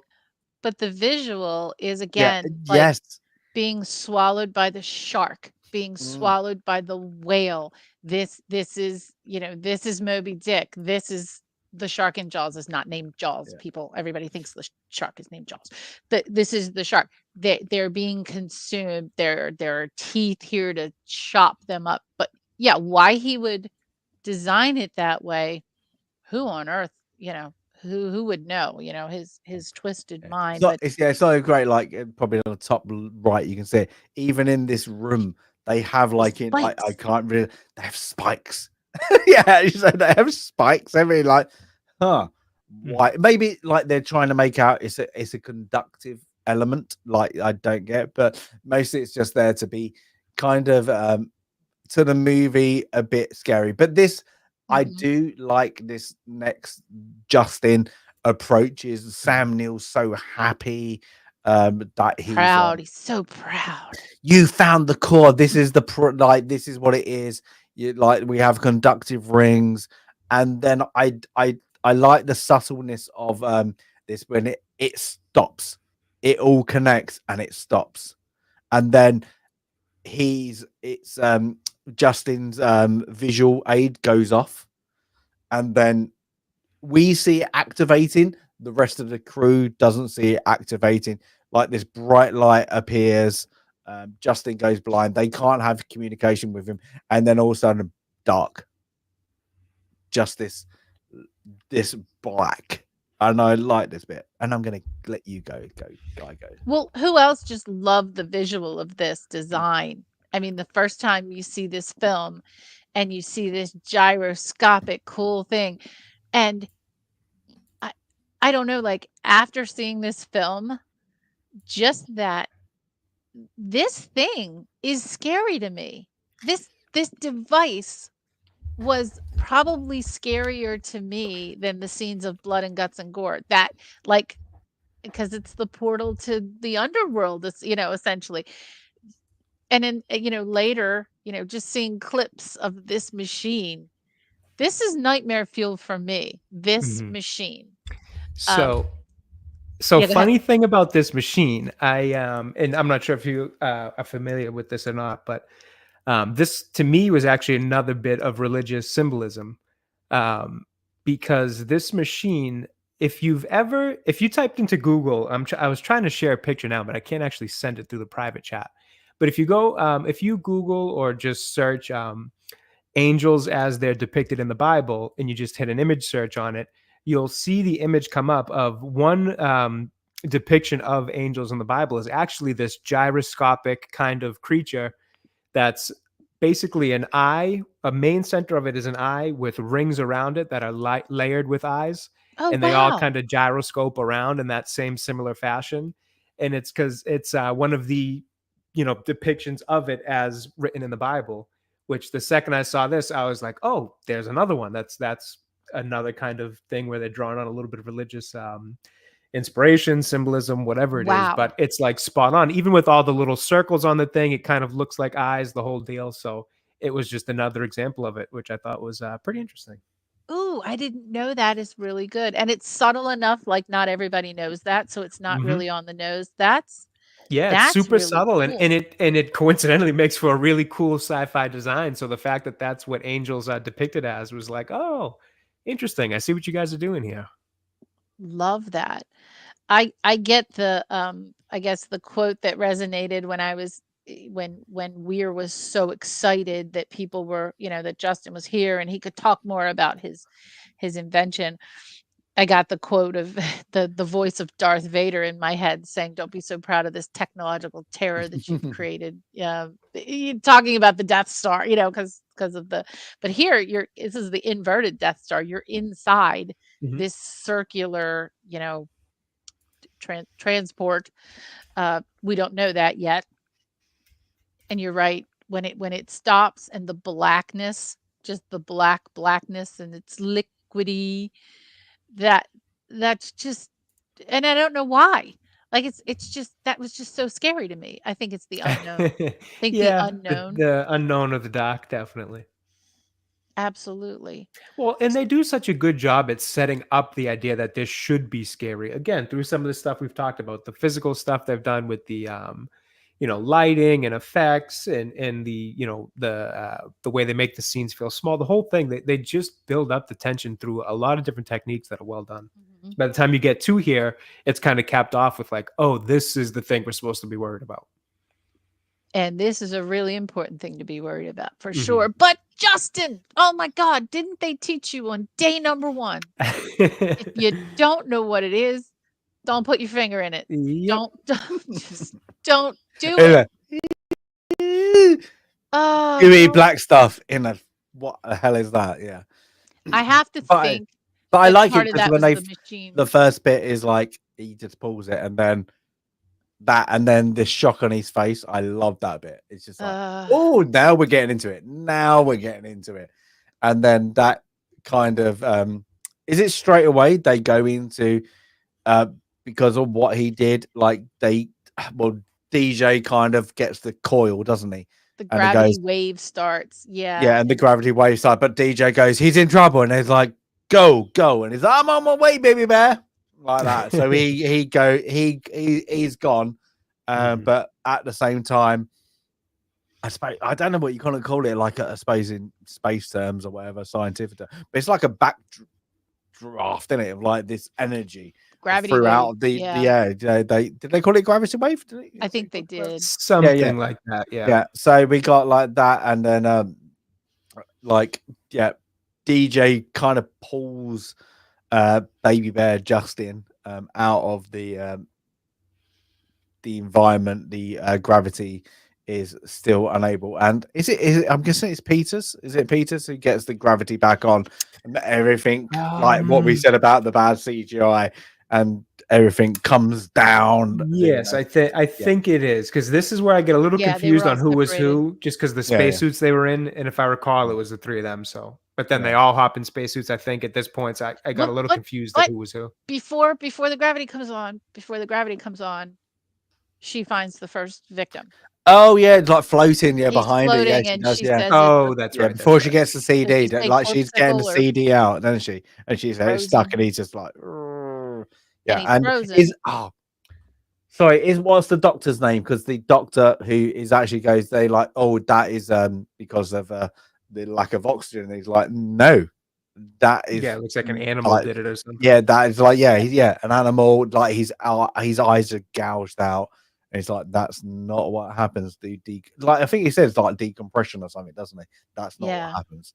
And he's very like a bit confused about it. But then so the gravity comes back on, and the corpsicle drops to the ground and shatters. That is it. I love that scene. Yeah, that was a good, because you just see the hand like half, like just like there, just gone, like just like it's a good little scene. Yeah, but like I get it, but logic brain is like, I get the ship did it. Like you get that later, and this is a bit of a spoiler. It's like that, but the Lewis and Clark is being ripped, hasn't it? It's been literally, they had to. It's kind of really in bad repair. It's like, they've got they find out. Was it straight away? They got 20 odd hours, 20 some hours of air because their carbon dioxide is building up. Sort of like in Apollo 13, but trust me, Apollo 13 did not steal from this film. That was actually the real life situation they were in. Was they weren't going to die from lack of oxygen. They were going to die from excess carbon dioxide. And that's what was happening here. and therefore they had to, and everybody has a job to do now. So Cooper and someone else are going to go do a Smith, spacewalk is it? Yeah. to fix the hole, which they find out is like a 7-foot long, 7 meter, I think 7-meter long 7 meters, gash in the hull. The other members of the crew are going to jump over into the event horizon because it's, it's safe. Again, similar to the real life story in Apollo 13 when they go into the lunar lander module to save, to prevent from being suffocated by carbon dioxide. True life story, not copying from Event Horizon. Or maybe true life story happened before Event Horizons. Maybe there's a little bit of an influence there.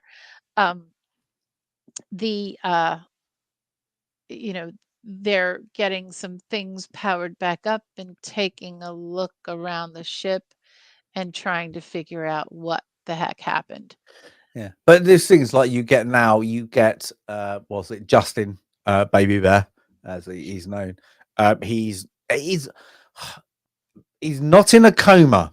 Let's just say that, because the doctor says I don't know what's wrong with him, and he's staring, and he's literally. Well, I'm guessing they're making out he's just in perpetual shock of what has actually happened. He's gone in, gone out, and he's literally just kind of what would we call it? Like a self-induced comatose visual coma kind of thing, or catatonic. Like catatonic.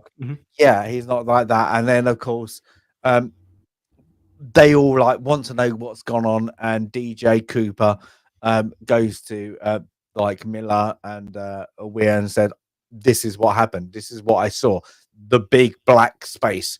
And Weir like is again like being overly clever, being a bit naive, but being like, you guys are stupid. It can't, like, you're talking about the gravity well, that, this black hole that I've created, the event horizon that lets you go like as it goes, like 0 point in space, but it wasn't turned on.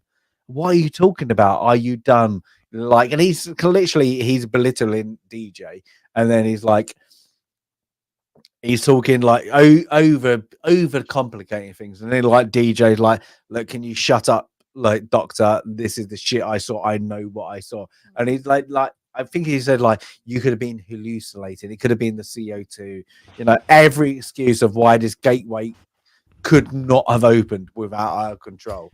And it's literally, again, it's like now there's like a distance between the doctor again and the crew, because he's like, they're all getting a bit angry with him.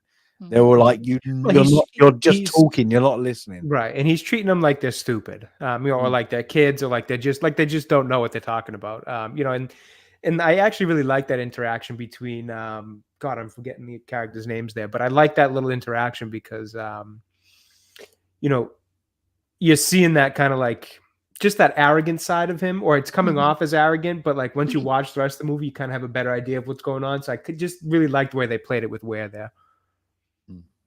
Now this is where I wonder if some significant hacking is going on with the editing, because now you get, and if it's not now, it's already happened maybe once, but Peters is starting to get glimpses of her son. And so as we go through the film, we know Peters is going to hallucinate several times. Miller is going to hallucinate a couple times because he admits it. DJ admits it. I wonder if in the editing, if each of these characters, if you learn what their greatest fear was, or what they regret, or the thing that haunts them. 100%. And that was cut out. Yeah. I could understand that. Like, there would have been a deep dive into each character's big one, because I'm guessing DJ is the only one you don't. DJ Cooper and Smith, you don't really do that. That's edited out. It's the other like the other ones you do, kind of thing. Like even the Doctor, I don't think the Doctor had one. We don't really see anybody else other than Peters and Miller. Peters, Miller, and Wares. They're Where, like yeah. We don't see Isaacs. We don't see. And Sean Pertwee any of the character others. says, he says, this, you know, when they're trying, I think they're asking Weir, like, okay, doctor, tell us what's going on. He's like, I don't know. And he hates the fact that he doesn't know, or maybe he knows and he's not telling them, but nobody's trusting him. And the Sean Pertwee character says, well, I don't know anything about this, that whatever he says, but this ship is effed. Yeah. And he just delivers it so clearly, like, this ship is effed. And he's right. He's kind of speaking for everyone else. You know, they're all talking about, you know, the technical aspects of, you know, getting home, staying alive, whatever. He's just like, just sum it all up. This ship is effed. That's what it is. That's it. Like, yeah. So I would love to see the other scene, because, like, even with Peters, like the first, like it's deep, like connection. It's like, so she goes past Justin. She's mummy bear. Mama bear. And then there's the sheet over one of the cubicles, and she's like, and then her son, who, like, but there's more there. There's more to that story. Yeah, there is more to that story, because there is something that's happened to the kid's legs. That's right, because he's in the wheel when she's looking at the iPad. It's like videos of him on the. Which also, by the way, how cool was it that back in '97 they thought the concept of an iPad was so futuristic? And then now watching it this time around, I didn't even like think twice, because I'm like, oh yeah, that's just an iPad, like no big deal. Oh my god, I'm sorry, I'm gonna stop everyone here. I'm gonna stop. Actually, you know, one thing we've completely skipped over is the Latin. Oh shoot! Yeah. Oh my god! Literally. So when they're first, like, this is the only recording we got, and the they give that. It sounds like that. Whatever it is. And then if I slow it down, and then they get the Latin. Completely missed that, and I found that bit more freaky. I found that bit, like, you've got that. I suppose it's as we know it today, it's a dead language. Nobody uses Latin really, like in day to day.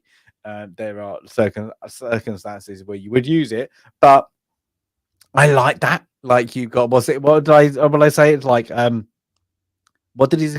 the doctor understands Latin. The problem. Do you know why we didn't talk about this? What?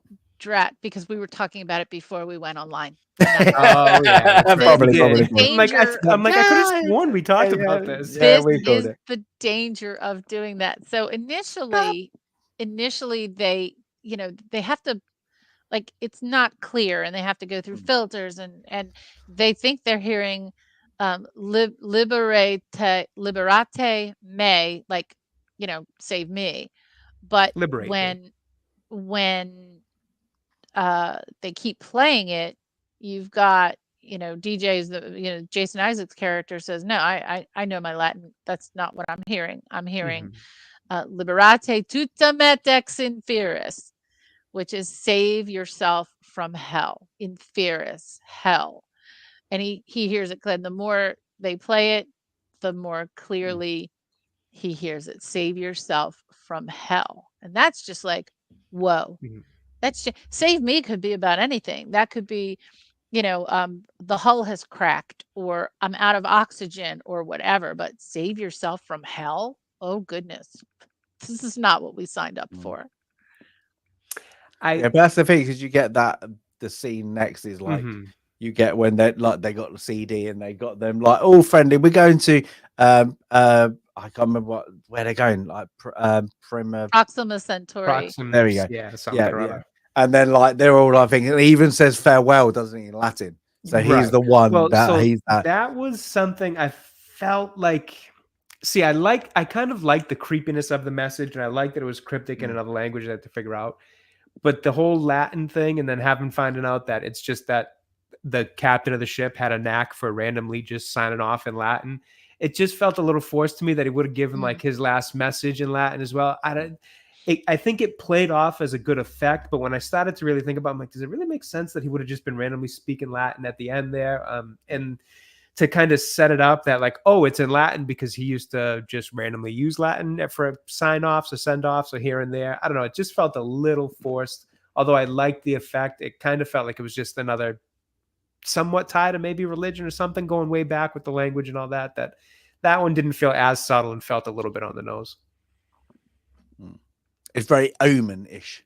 Yeah, I didn't necessarily dislike it. It just kind of pulled me out of it a little bit when I was like, oh, yeah, a little forced. I like it, but I do like one because that happens, and then I don't care. This is my best scene. This is the scene I like, is because I think I said earlier, it makes you feel claustrophobic. Is when there's something wrong with the core. There's a leak or something. And then that liquid goes into he goes into Mother. Let's just call it's Mother. Yeah. So he crawls into Mother. But I like this scene with the it's so enclosed, and then it makes, as the viewer, you're there. You're literally ready. How they do it, bring it back, bring it forward until the first creepiness. Let's say that. And this is where the film gets a bit creepy. So we get him kind of it's very, this is probably the longest promo. So you get Justin starts to convulse at the same time he is going through the I suppose the motherboard tunnel, let's call it that. And then of course there's we have a problem here, we have a problem.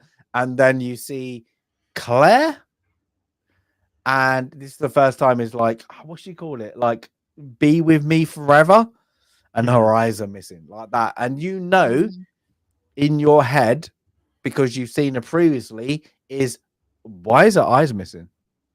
Because she slit her wrists. So it's the suicide. Why? What? There's something weird going on. There is some aspect here of something's not right. There is something not right. And then straight away from that is when he's shouting to Miller. Then Miller gets his flashback of there's the bubbles in the water, and he goes to investigate. And then you find out later, but for this, it's an ex-crewmate that is on fire. And it's just everything gets a bit dark. And then of course everybody's then I go back to they're all again, they're I suppose the crew, except for Weir, are discussing the problem, what we've seen, and he's still denying everything. There must be some scientific reason for this. There must be that they can't be an unnatural. There can't be a mythological reason. There has to be. It has to be because of what I know as science. This is what it is. This is I like this. This is where Sam Neill, Weir's character, kind of gets ripped apart as we know it, because he needs to have an answer, and he thinks he has that answer, but not everything is clear cut. He can't make any more excuses now. No, and more people are experiencing, the creepiness. And he keeps saying, "Oh, can't have done anything. It didn't, it didn't activate." But when he's one thing I think Sam Neill does well in a number of films, because he did also play Damien Thorne in the second sequel to The Omen. He has this way of going from shiny happy guy to really devious looking guy with no makeup whatsoever. I mean, his eyes and those eyebrows do the devious, spooky, creepy extraordinarily well. A little bit to the the unhinged way, just through his facial expressions, just through how he's acting. But the crew's had enough to the point where they're taking shots at him now. Well, this is where the next scene I think the editing messed up, because I didn't get the next scene. This is the only bit. So you have Smith attacks Weir. Just he's pissed off with his thing, and then the doctor grabs Smith and puts a scalpel to his neck. Yeah. And I didn't really get this. There is no there is no setup to it. It just happened, and then Miller calms the doctor down, goes, like thing. That is there is something else there. There is a hidden. And they never touch on it again. Like that's a really weird behavior. You typically just restrain somebody by a good bear hug. So to go about it that way was just like what? Like, and they all just kind of like break out of that. Like, all right, carry on. Smith, go do your thing. It does feel a little off in terms of how it plays out. Yeah, he's out in the moment. It's a bit odd, but then there's no, I'd say, approach to it afterwards. They all like, "Oh, you are okay." He calms like the doctor down, and it's just like that. Like Smith again goes after Weir, and there's like the back and forth. But there's like that there is something missed. That's the only scene in this whole movie. I'm like, that's a bit misplaced. I understand why it's there because you're trying to get the mistrust against Weir, but there's something else that was set up for it that isn't in the movie. And there's that scene where there's like hands like clawing at the wall, like there's a door and you see the hands imprinted, and then you never see what that was. There was that went nowhere as well. When Weir goes to open the door and they stop him. I forgot about that. There was no payoff in that. Yeah. And so I'm sure there's a couple of things that they couldn't smooth over. Isn't that in the middle of Justin also making his way to the airlock? They're all distracted by I think it is because right, because they're kind of focusing on that. Then they find out he's in the airlock, and then that because now you get a little bit of a weird scene. It's like, I need to make sense of what's going on. It's the other lieutenant, the one with the hat, blonde hair. One, I can't remember her name. Stark. Is it? Stark. Yeah, she kind of goes, the ship's kind of like, she's trying to look like the ship has got it brought something back. It's kind of alive. She's the first to come with the theory of like it's the ship might be alive, essentially. She boils it down to. And then it's kind of like played on, but how did that get there? We've not seen any research. We've not seen that's the thing. Like that's a pretty obviously we buy it as the audience because we know it's a movie, we know what's going on. But if you're trying to look at it through the lens of they're really in this scenario, it's really this future, all that, it would seem like a crazy jump to make and to actually report to your commanding officer that you think the ship might be alive. Like, you know what I mean? It just comes off as like, are you all right? It wouldn't be responded to very well. So something more has to, I think, like you said, has to happen for us to be able to like believe that she'd really come to a conclusion like that. But now you got, Peters is in the medical bay. And I think this is the scene again. And I like this bit. She walks past Justin's body and then hears something pretty subtle, walks back, Justin's gone. He's gone. Gone. And she looks around, but then you get from like the hallway of this room that says biohazard, this massive bang, and then she calls, it happens, runs off. And then you find, is it like they have a bit of instigation to each other, and then I can't remember who finds like Justin in. It's Peters. No, I thought. Is it Peters? I think it was Clark, not Clark, Stark Cooper? Or Peters. One of them. No, Cooper's outside. I think at this point. He's outside. Somebody sees him on the like a CCTV. I want to say it's Peters because Peters in. Jason Isaacs' character. I keep forgetting his name because I know at least I remember them being two of the main ones at the window talking to him. Jason Isaacs, DJ. I thought it might have been Peters and DJ, but I could be wrong. So Cooper and Miller are outside, right? Again, Captain Smith, going I believe Smith's outside as well. To repair the. Well, they needed to make sure they had Laurence Fishburne save the day, so he had to be outside. Damn his ranking in the military. I always find this bit like. I find this because when this is a bit that confused me about the movie slightly. I understand when the movie was going, but you got Justin going, you haven't been there, like kind of thing. You do not know what I saw, like I don't want to be there again. Like I just what was it like it's a dark place. I don't want to be in the dark anymore, and that is why he's having. And then they go like, open the bear, like baby bear, like, open the door, like they're begging him for him to open the door, and then he hits the outer airlock button, but at that point he snaps back into himself. Like, what am I doing here? Hi, what? So it's a very bizarre, because it's like a possession there. What the rest of the movie doesn't give you. I wonder if opening as the decompression starts, maybe there's a little bit of a physical sucking the demon out of him for that moment. I wondered if maybe because there's an alarm or something that goes off, because he covers his ears and he starts screaming. I almost got like a Venom symbiote type of thing where like the loud noise was driving the thing out of him. Something about that whole process, because he covers his ears and it seems like it's causing him pain. Something about, or maybe it's the airlock. I'm not sure exactly. Then it stops. Something seems like it's breaking the hold over him, which I thought was like, all right, cool. They're going to figure out a way to combat whatever this thing is. And then it's never really touched on again. They don't really talk about whatever it was that, snapped him out of it, or why I guess his hallucinations are so much worse because he went through the portal, but versus the others on the ship who were just kind of getting those visions. But yeah, it just seemed a little odd that I thought that was going to be more of a major kind of point of something they learn about what's going on with the ship, and it just felt like they didn't come back to it. No, but unlike Princess Leia, Justin really, at least they do try to give Justin we don't talk about that. Mary Poppins. Scientific impacts of going into the vacuum. Oh God, yeah. For a second, I couldn't think of what you were going for. Now I remember. Yeah, I tried to repress that memory.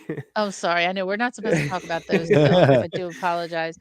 But yeah, now I did read a little bit, and probably if I look at the notes I don't know if the notes on the DVD would include it either, but you can survive for something like 1.7 seconds in the vacuum of space, but it would like rupture major this is where in just for viewership, I cannot show the rest of the movie and in picture format because it gets a bit like that. Every scene is covered in some kind of blood, guts, gore, etc. But a little far-fetched that Miller would tackle him back into the airlock before his eyeballs completely popped out and every blood vessel ruptured. Miller's telling him to breathe out, to expel all the air, which is what you're supposed to do in these situations if that is to happen. Now Stasis, you've been through some extensive military training. Is this anything that you've trained for? In your survival training, did they teach you how to survive being propelled into the vacuum of space? No, the only thing you probably get told is you got 7 seconds if there's a chemical biological weapon. You got 7 seconds. Okay. If you do that, you can hold your breath for 7 seconds, and after that, it will seep into anything, and you're dead. That's it. But like this, you like. I'm guessing, like, I don't believe, and I'm guessing they've not thrown a dog or a pig into space to see what happened. Maybe they have thrown a monkey. Yeah, they did throw a monkey into space and monitored it. So maybe that's where they got the data so from. That maybe that's where they kind of got the theory kind of from. It's like that, but this one is like they instantly go through.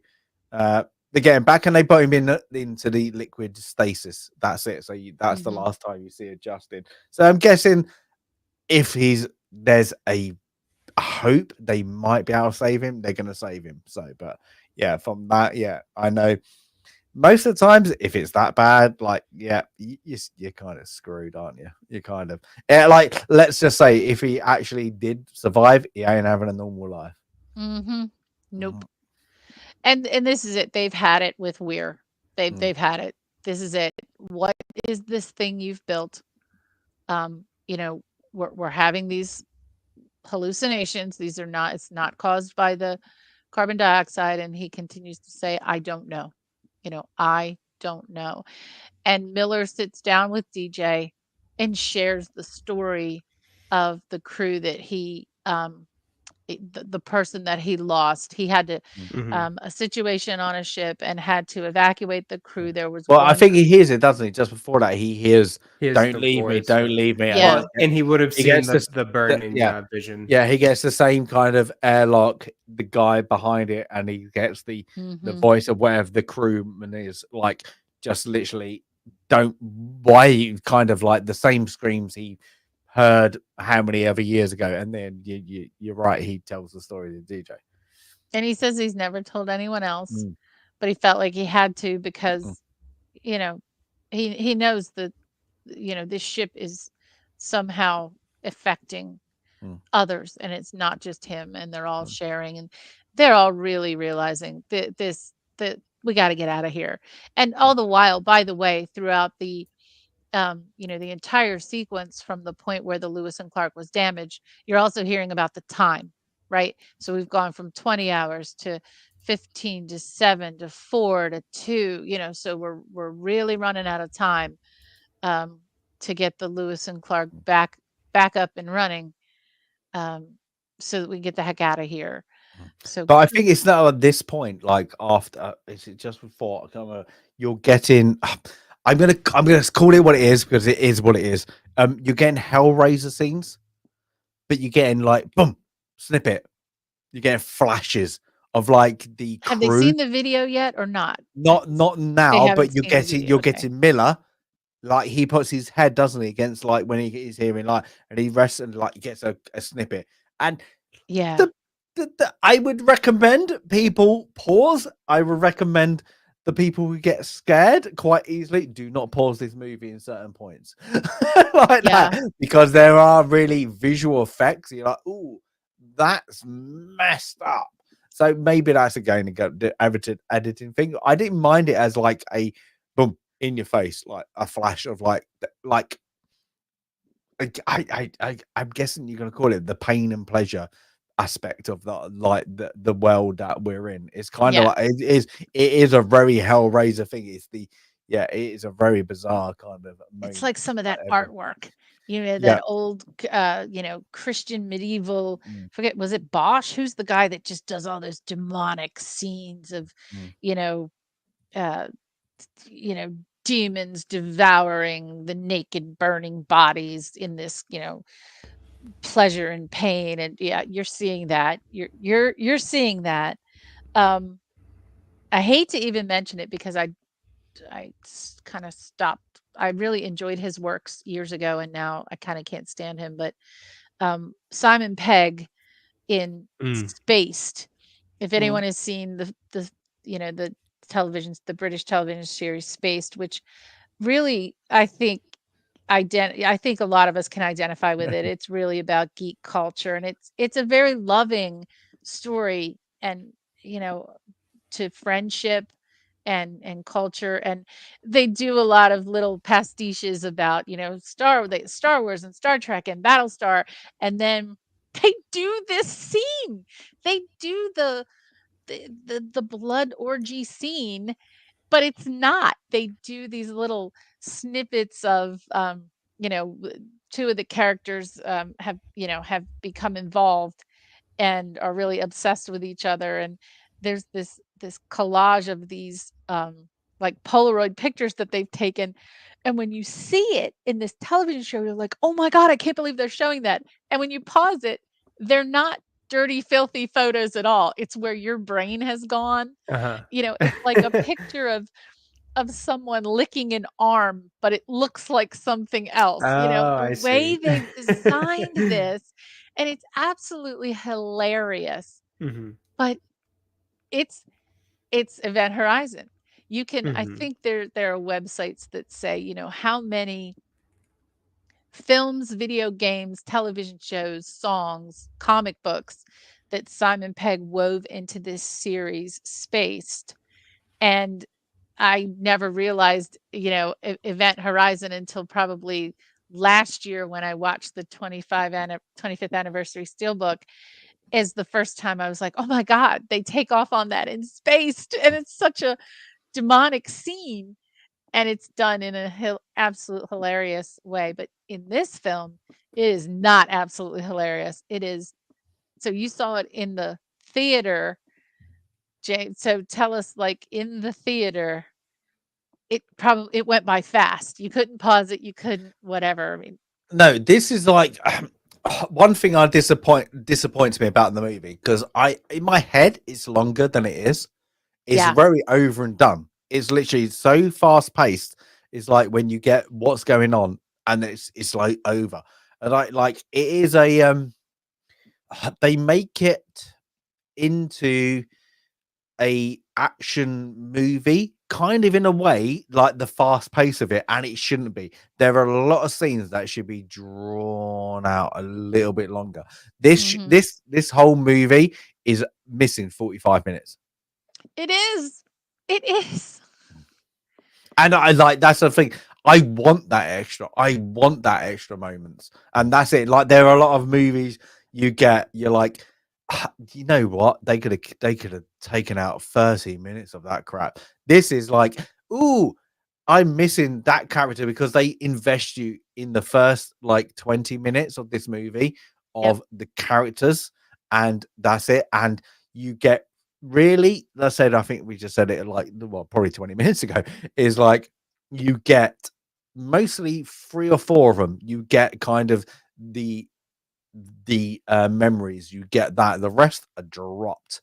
It's so frustrating about this movie, because I think as we're talking, we kind of all like this, but I'm wanting more, and I'm wanting Me that. too. Even like when we get to like the bits at the end and all that, like even with this okay, let's go. Like, they kind of went to it with the editing reasons of, they kept Sam Neill's and Laurence Fishburne parts because they're the main stars. They are the known stars. Everybody else they kind of cut away, but even like their moments, that it like they're like one-on-ones, they needed to be drawn out to give that kind of, I'm the ship, I'm the maker, you're the hope, to the crew, but you're not gonna not spoiling it right now. But yeah. And to your point, like, because the other backstory, or the other visions that you see are Peter's. Yeah. I don't like I think that kind of drags it down, because you don't know, okay, she's not seeing her kid for 3 months. So what? But because there's probably some reason why her kid's in a wheelchair, maybe she caused the accident that caused who knows? Like, I felt like that was actually a waste of time. I would have rather not see her chase, like, why your kid's not on this ship, so why do you have to chase him? Yeah, I and see, don't get the motivation there. I would agree there, and I get the idea that the ship is trying to play tricks on her, all that. Because you see, obviously, we'll talk about Laurence Fishburne and his character's last encounter with, his vision of the former crewmate. But you would think it would be a little bit easier to try to snap out of it and just be like, obviously that's fake. Like, it's time to escape, keep going, type of thing. But I think it's all about guilt. It's about guilt, isn't it? Yeah, but I also, well, that's what I was also going to say. I kind of agree with Sandy, where I wasn't able to buy the guilt, because they didn't set up enough of why she felt so guilty. As far as I know, like you said, it's only been 3 months since you've seen your kid, which I know it's a little, cold to say, not a big deal, because obviously it is. Parent wants to be with their kid, especially, I'm sure, if you're in services like that and you do have to spend such time away. But it just didn't feel like they leaned into the heart of that enough for me to buy it.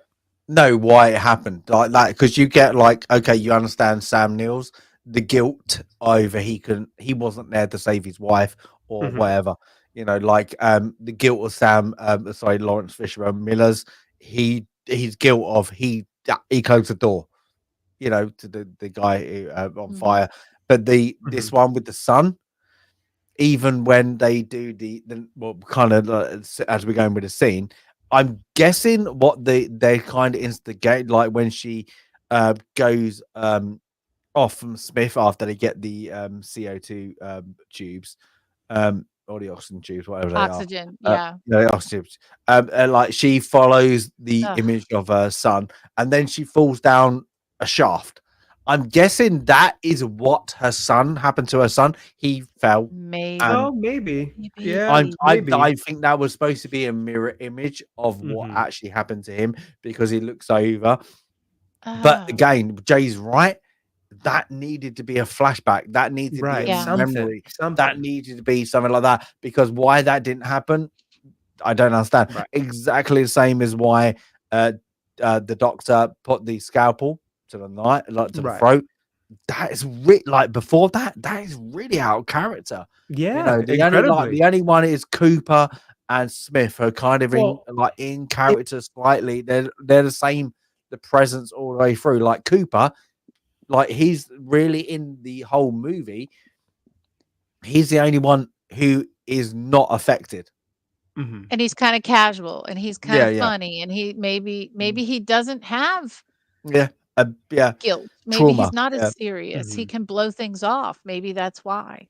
But was it because him and Smith really are the only two who aren't really affected? Smith doesn't have any either. Really, they just want to get the hell out of there. But are they because they are? Oh my god, who says it? I can't remember. Like to Smith, are you trying to break my record outside? Is it because they are outside of the ship? Oh yeah, fantastic probably. They are fixing the ship, and they are not they affected. spend the least amount of time on it. If I recall.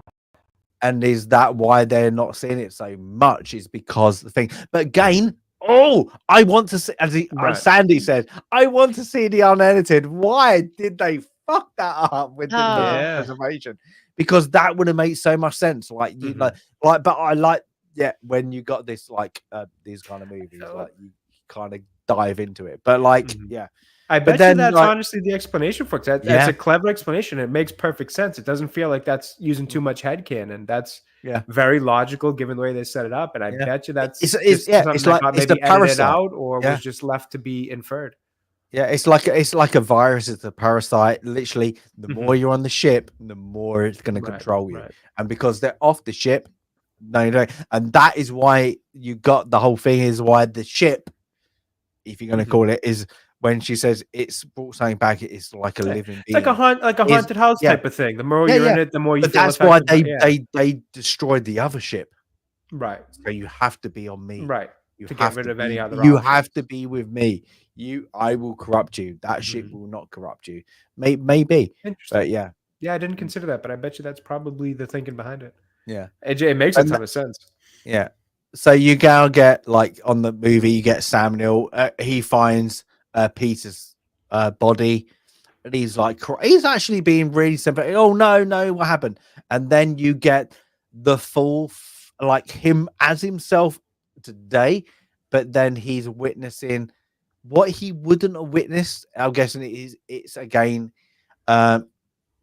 what you know from the first 5 minutes is what he believes his wife did.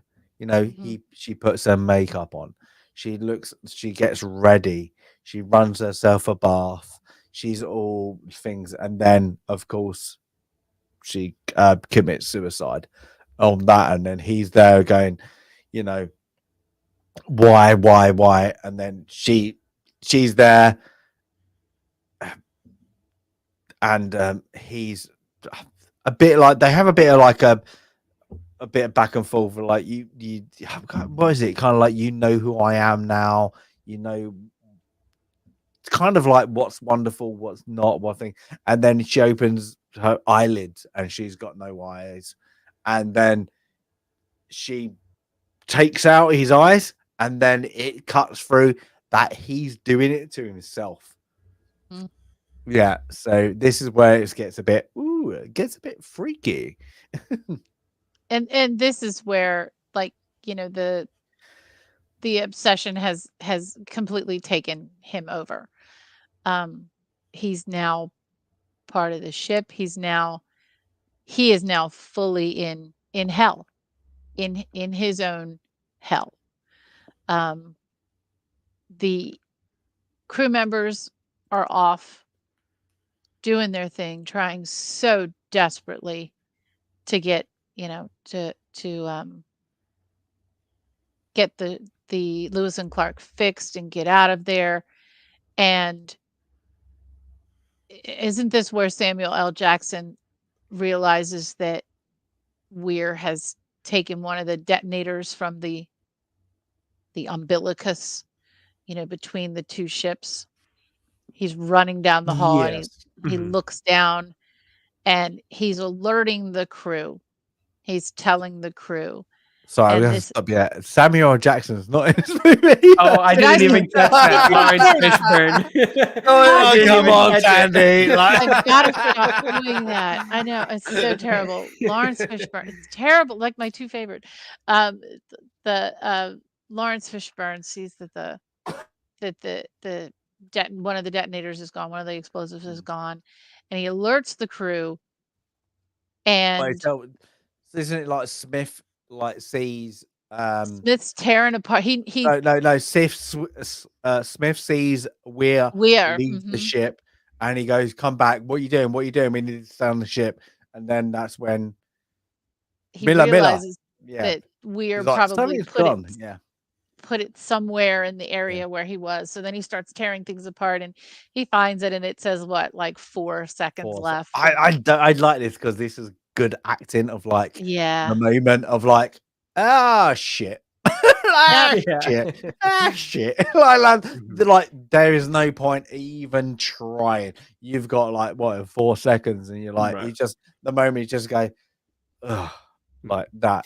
I like that good acting. It's good acting. I like that. Just and there's that little bit of like he already didn't trust Weir either too. So like that little bit of like, damn it, he got me in the end type of thing is, I'm sure, a little bit in that reaction too, which worked nice. Well, and then Cooper's outside too, right? So now he's blown away. And he's same thing for him. He's like, oh, damn. This is the levity. This is the only levity in the whole movie. He gets blown away off like that. And I think there's a couple of little bits scenes, but I like it. He's like, shit, fuck, is that what the fuck? It's always me. What the fuck do I do? Like that. And he's like, okay, let's like that. And he's floating in space. And it reminds me of that like the Sandra Bullock movie. With what's it? Gravity. Gravity.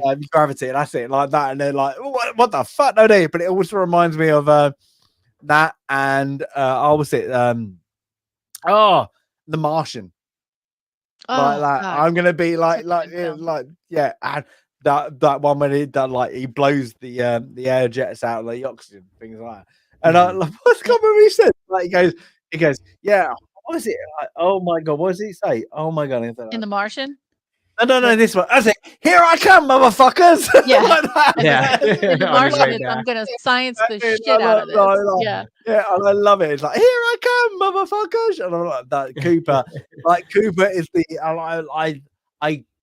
I would love to see the edited. The unedited version. If they make him the same character, like that. You say the untouched. There's nothing gone wrong. So there is nothing to play on, because even at that point he's still very like he's near enough he's effed, but he's still upbeat, and I love it like that. So I do like his character. I find it quite amusing, so that's it. But yeah, now we get into the nitty gritty of the grittiest of nitties. The thing is, so Sam Neill his character is now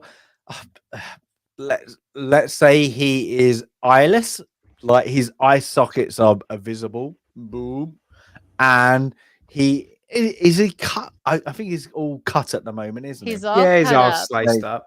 Yeah, he's all sliced up, and he's got the doctor. And he's like that, and he literally performs like surgery on him. But I like that. If you go back, there is a like the doctor has a surgical cut. So what he's doing to him, but yeah, it's a bit odd. But then so maybe in the backstory of the doctor, maybe we find out why what he's that scar is. Yeah, exactly. There is thing, because he literally he portrays him like he literally does a Silence of the Lamb kind of spread his, I suppose, It's like called kind the of blood eagle. yeah, It is a medieval term where they took out his lungs, slice them the up, body, and then hoist the body so that everything falls out of you. Yeah. Ugh, gross. Hence the blood eagle. Yes, historical. I'm talking historical, not just Viking. Viking, wasn't it? Viking thing, wasn't it? It's like one of the evil, the eagle, blood eagle. This was another thing that I think made for great effect in terms of just like the disgusting side of it, but the scary side of it, all that. But I just couldn't understand what that scar was from.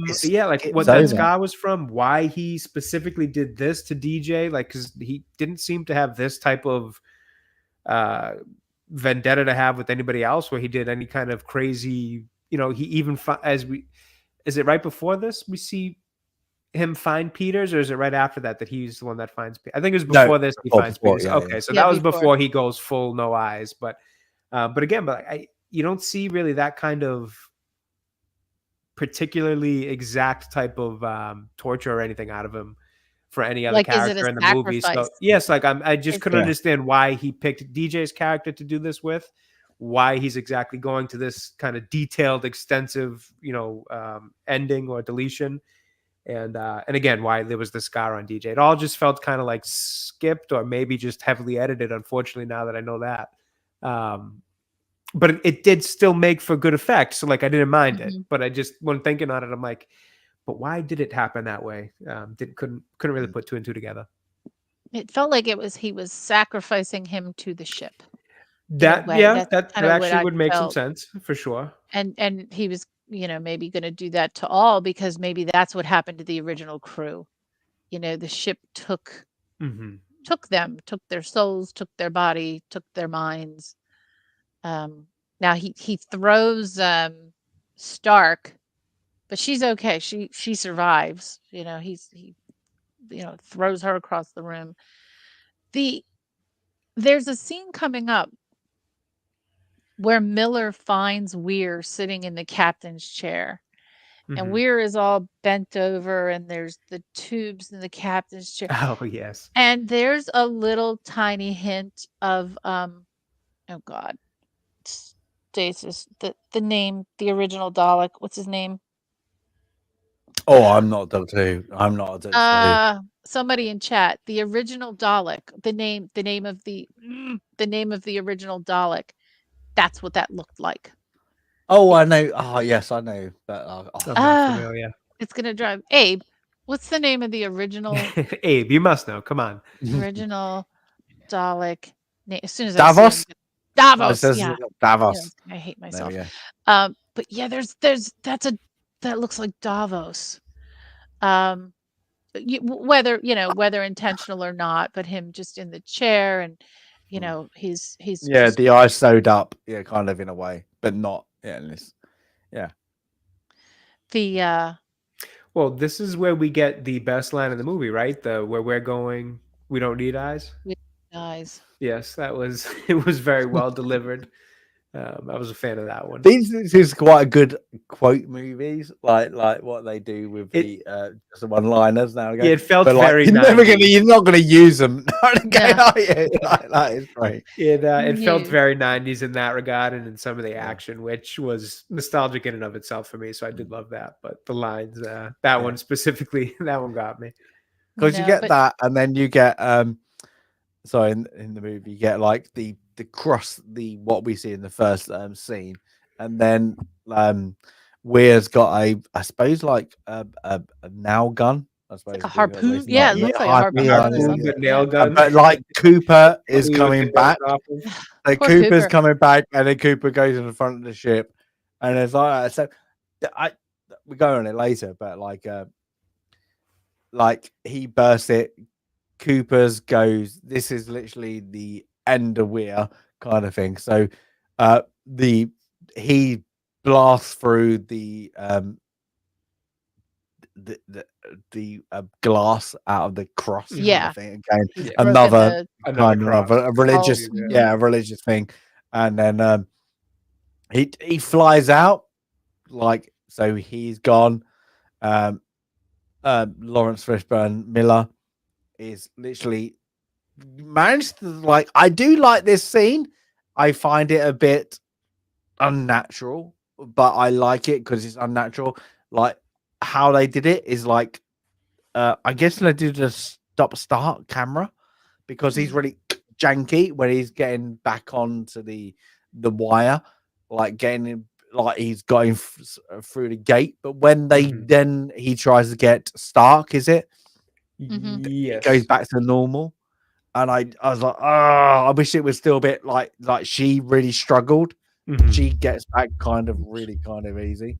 So the only disappointing he's done what he couldn't do for his prior ship. He has saved, the person that he could save. Well, because the I suppose like the safety mechanism on the doors, and he puts like a thing through it, doesn't he? So like she climbs through, but it's a different shot to what we got before. Like she gets back quite easy to compare to him. Like that vacuum of space is got to be like tearing. Oh yeah, got apart. So well, they get back, and I guess they're near the airlock again, or some entrance way into the ship, and where's coming? They see a figure, and it's Cooper. It's Cooper. Cooper somehow he's survived being. Don't fucking hit me! Something like that. My God, I know he survived being blasted off the ship. Yeah, this was hit with a harpoon, and that was a point of I needed to know a little bit more about how exactly he got back so perfectly safe after being blasted with all the force of essentially the pressure of the entire ship, or at least that entire room of the ship, blasting through that window. You would have thought. I think that's why, like I said, like it's either they spent so much time out of the ship, or they are the innocent ones. Oh no, not even that so much. I more so just mean the physical side of like from him being on the outside of that glass and the pressure from the all that pressure from inside the room would have just sent him flying, like jettisoned across space. So that was a little bit of like, how exactly did he make it back into the airlock so easily? But again, again, these are things that kind of stuck out to me, but they didn't bother me. I was kind of saying, Cooper's back. It's fine. I'm fine with it. I want Cooper back. Like I'm cool with it. So no big deal. It didn't take away, that much from the experience for me. It just kind of stuck out like, could have seen something there. So now we remember. Oh, go ahead. Nope. That's exactly. That's a properly carbon copy. Now we remember the detonators. I guess we remember the detonators, but we remember that part of the ship includes an escape pod, and the reason for the detonators is that if anything happened, they could blow up the umbilicus between the event horizon and the other part of the ship, and the other part of the ship can become, a life pod. They call it, I believe. And coincidentally, they already have Justin in the life pod. A little bit of stretch, but he's already been podded up, shall we say? And Miller's gonna blow up the umbilicus. I think he knows this is a one-way journey for him, and this is the noble captain going down with the ship, in contrast to the psychopathic maniac and the mad scientist who's going to take everyone with him. And I think that's what we've seen, that juxtaposition throughout the film. So he's going to selflessly, he's going to detonate these bombs. And I don't know if the others think that that's what's going to happen, but the ship knows that that's what's going to happen. The ship knows what Miller's intending to do, because now this is when the ship is regurgitating the fluid coming out of the I don't know, whatever tank that was. It was a different, fuel tank or whatever, but now it's blood. Now there's just blood running through the ship, and the ship is trying to fight back. And you get all of these scenes of the different hallways and the meat grinder look and the teeth and just the violence of the ship. And this is where Miller gets his his final vision, what he thinks the final vision of the soldier that he lost, but it's actually it's Weir that comes out of the burning, bloody, oily mess, and he comes out with no eyes, no hair. He's been singed to a crisp, and he's going to try to pull Miller down with him. And it's such an evil scene. I mean, this is just totally brutal, absolute brutal scene. But Miller doesn't let go of the detonator in his hand. And even though Weir is, infinitely more powerful than him and throws him down, he's able to grab it and click the button and blow up the I said the ship. connector. I was saying the point, like the ship brought him back. You cannot destroy the ship.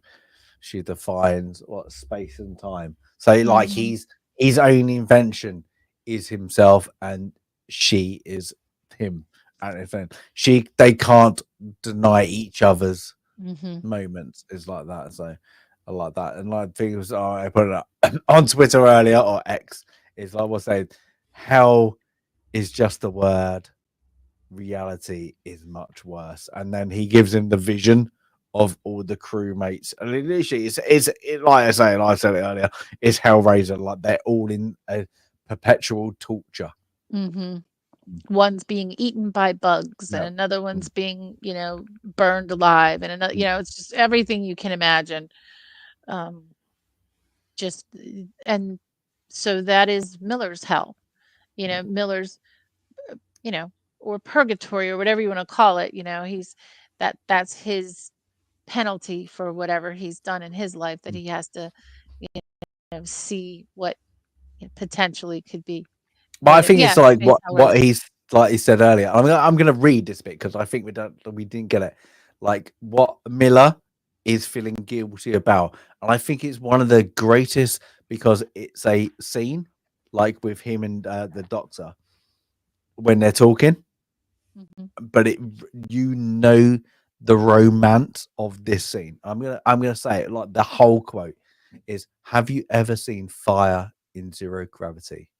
It's beautiful. It's like liquid. It slides over everything. It comes up in waves." And I like that. It's just like you can just that whole bit, you can understand the attack. Yes, it would look beautiful in zero gravity. But the attack on the human flesh is got to be horrific. But also, yeah, it would be beautiful because the firing, like, it would look like liquid.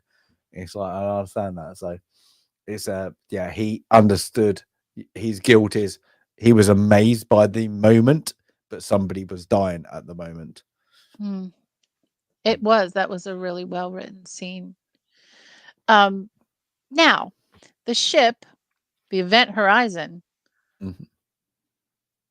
it looks like it falls into a black hole or a singularity, but we've seen the storm cloud on Neptune. So does it fall into the other side of the universe, back through the hole that was created back to hell, or does it just fall down into the planet? That is for your imagination only. I think so. I think it is. I think that is to the viewer what they think it is. Has it slipped into hell, or has it slipped into a black narrative of the planet? You will never know. That is down to the viewer, and I like it because it makes you think. Because I think even the next bit instigates. We got Stark. Is it Stark? Stark and Cooper looking out the window at the planet, at Neptune. Yeah. So no, but at the end, you got now another rescue mission that then Stark comes out of, and then the what's name comes back onto her, and then she has the same kind of not the same by 100% thing of like envision of what we had at the start of the movie, coming out that cryo state of sleep in the liquid, and then she freaks out. She has a dream, and then she sees we're cut up as her rescuer. So I like that because it kind of opens it up. Is like in a very strange way. Did they escape? Did they get pulled in? Yeah. Did what happened? You like it gives you that don't know. It gives you that mystery moment. Maybe here's what I'm thinking. The more we're talking about these visions that we didn't see, maybe she didn't have any moment of guilt or horrible thing in her past, and now she does. Now this is her vision for the rest of her life. Okay, I'm going to open it up even different. Even completely different. Even completely different. Opening scene. I'm going to bring it up now. I'm going to bring it up because this is going to blow your mind. This. Oh, where is it? Where is it? Sorry, going to bring up the video. Okay, the opening photo you see. Mm-hmm. Yeah. Yep. That is Weir. Mm-hmm. He is actually part of the original crew. Oh, and everybody you see is actually part of the original crew, and you are revisiting their nightmare of their instigation of the event horizon as it goes in, and they're just replaying it over and over again. Oh, gee. Wow. So the actual what you're watching is because of Weir, you're rewatching it through Weir's eyes, but it actually is they are the original crew. You have so many possibilities. That's always one I've liked because of the star, because you see Weir and you see that instigation of like. Except you see the video. Well, I was going to say we do see the original crew in video, but no. You only see part of the original crew. You don't see them all. They could have been part of the original suppose you crew. don't. Yeah. And it could also be similar concept too, where same kind of concept where we're just replaying what happened through his eyes. But this is just him at the end of the events of this interaction with this crew. If it is a second crew, maybe he does go down with the. Yeah, but also you've got the thing of what Miller says is when we last tried to rescue like this, both crews were lost. Yeah, true. They could have been that crew. You never know. It's I like it because it opens it up to so many things. Maybe the unedited version might have done it a little bit more, but I like how you can. Oh, at the end you got that. Oh, hold it. You can do your own dots. I like that kind of movie. Good films do that. Yeah. Absolutely. Yeah. Absolutely. So then she wakes up and she's coming out of the stasis with Cooper's already out. The rescue crew is there. Justin is still in the tank, but they say he's banged up, but he'll be okay. And the film ends abruptly. I wonder, and I mentioned, this film did not receive critical acclaim. Did either of your opinions change? Maybe you've seen it before and now we've seen it. Now we've talked about it. Did your opinions change taking a more critical look at it for this film? Okay. Every time I watch this movie, okay, let's go. So this is not a movie I pick to watch. I don't go, this is a movie I want to watch. Like I never do that. Every time I watch this, I enjoy it more. I put it up 2 points. 2 points every time I watch it. I'm like, oh my god, I forgot how good this movie is, and I forget how disappointed and great this movie is at the same time. I like because I want more, and it goes too quick. When I watched it yesterday, I was like, oh my god, it's over too quick, and I got pissed off. And then I remembered how much I liked it and how much I liked it even more every time. And that's the problem with it, because I do adore this movie. And then I'm like, oh, you're pissing me off because I want more. Well, for me, I honestly didn't really have an opinion coming into it because what I had seen of it was really just as a kid having it be on TV all the time. And you'd see these little bits and pieces. So I'd always see parts of it, but here and there as I'm flicking through channels, never actually sat to watch it in this entirety and with a critical eye on it. So for forming my own opinion on it now, I will say, from what I had remembered of it, which was just it being a 90s sci-fi action movie, watching it now with this eye on it, it was interesting to see how much more in depth of a story it is in terms of some of the, the clever writing, the symbolism, the themes that it deals with. And now being old enough to appreciate acting, effects, all that kind of stuff, it really is so much more than just a sci-fi movie, a horror sci-fi movie than I thought it was. Going to pick it back up and watch it in its entirety. But I like that because, like what you just said, like it doesn't give you the answer. It makes you think: is it Sam Neill? Is it the ship, or did they go to hell, or did they go to a different dimension that the human mind couldn't cope with? Dun, dun, dun. I like that. I like that. I like that. I like it when it makes you. I like a movie that kind of leaves you with going, I want to think. Well, especially with a sci-fi movie too, right? Like you want it to test some of the boundaries of thought and science and fact and reality. So I think this, especially if there's so many salutes to old movies in this. Blatantly, there's so many salutes. Definitely. There are. Go on, Andy. The budgets. Well, and this is where, like, I'm going to be a real snob here. So this film lost money. It was made for a budget of $60 million, and it was the combination of the practical effects plus the special, more special effects, CGI-ish. And then I'm assuming because you have a top tier cast here. I mean, these are, again, I give extra credit to stage trained actors, really good cast. So that probably cost a few more bucks, but the film was made for $60 million in 1996, 97, which would be $118 million adjusted for inflation today. It only made 42.7 million in the international box office. I mean, that's worldwide. That's a loss. That's a 50% loss. That's that or more, actually, throw in the marketing and all that kind of stuff. What, 1997, you say? Yeah. It didn't make it got a few nods at some international film film festivals and things like that, but none of the major awards. And it was not even the Saturn Awards, which normally, some of the sci-fi awards usually will capture these kinds of films. So just on that, like at the time, we have Pierce Brosnan, Tomorrow Never Dies. I think The Lost World. It's a big Jurassic year. Park. Yeah. A re-release of 12 Angry Men in color that got re-released.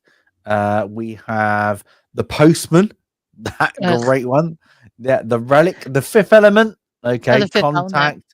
Yeah, Donnie Brasco, Devil's Advocate, The Cube. Okay, that was actually a good success on the thing. Like literally The Boxer, Dante's Peak. Oh, Batman and Robin, Starship Troopers, Galactica. Starship Troopers. Yeah, there are some like Volcano, thing, Amstrad, Copland, The Jackal, the remake of the original Air Force One, Mortal Kombat. Oh, Air Force One. Yeah, The Devil's Own. Jackie Brown. Just seeing what else is out there being big. Spawn. I think Alien Resurrection. So you had some like LA Confidential, the Wag the Dog. So you had Wag the Dog is awesome. I bet I didn't put that on my list. I'm gonna add that. No, but you had some ones that did they're like ones I'm not naming them all, but they're ones who did very well cinema things. That's the thing, is like that era, you had to hit home. Like this, like there was none in there like that were very hot, like this kind of movie. Kind of thing like that. So did it come in the wrong era, or was because I say that I remember liking it, and it's only kind of like got older. I remember missing parts of it. I like this movie off the bat. I did too. So that's a good and movie. not just for Sam Neill. I like the story. it's a good movie. It's like that. So maybe like who was the production company? Who was it really? It was Paramount, and Paramount. yeah, and it So was maybe because they did have faith in it and just pulled it. no, they moved all of their resources to Titanic. There And you go. stupidly. The DVD release, though, became a huge hit. And I don't know if it was because, I don't know, like what would attract people to a DVD versus going to see it in the theaters. But hey, became a hit. Fans learned very quickly about the Titanic, the production crew being moved, or the editing crew being moved over to Titanic, and demanded a director's cut. And the original film footage was lost. Well, I think you just said it very, very easily. Is Titanic is one of the most award-winning Academy movies out there. But also, if you name most people, they'll say it's one of the worst movies ever made. 100%. Like 100%. It's awful. This one probably did get noticed, and everybody were like, "I like that movie. I like that." My girlfriend, who hates this movie because of the horror, psychological reasons, understands it's a good movie. She likes the movie, can't stand the movie, and I like that's why that's a good movie. If you get people who go, I don't want to watch it. I don't really want to watch it. I can't. That's good, and I like that because and it's like, but it's not like I suppose after because of the setting, it's not going to give you those nightmares. It's just giving you give you those thoughts. Yeah, I would agree. I mean, I don't think it was. I mean, I don't know. Maybe I don't usually get super scared at horror movies, so maybe I'm not the right person to ask in terms of that kind of stuff. But no, I would agree that I don't think it's anything that's going to leave you like scarred for life or anything like that. But yeah, I could see being like, I've seen it once, I don't need to see it again. If you're not that interested in horror.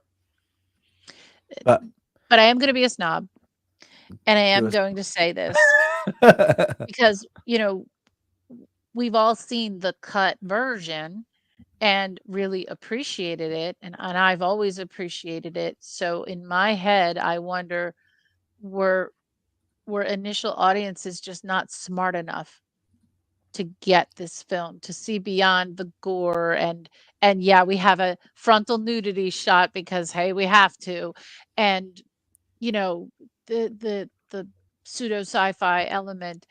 Could they not see beyond that and see, I'm not saying okay, I'm going to say it's not even that. I think it's the era is Sam Neill and Laurence Fishburne. Even though now I'm guessing not just us, even the chat would say great actors. That's true. They are the stars of the show. Did they have the Hollywood pull in the late 90s? No. They didn't. You're right. They aren't, like, even if you go by the Matrix, did like what a couple of years after Laurence Fishburne, probably not. Was no, you're right. Like Jurassic Park, did even Sam Neill have after that, like before, have that pull? No, he didn't. No, he doesn't. No. Great actors, and we all appreciate the actors they are. Do they have that? Or let's say Brad Pitt pull? No, they don't. And that's probably what is wrong with this movie, is because I'm not what was wrong with this movie is what is wrong with the cinema audience at that time.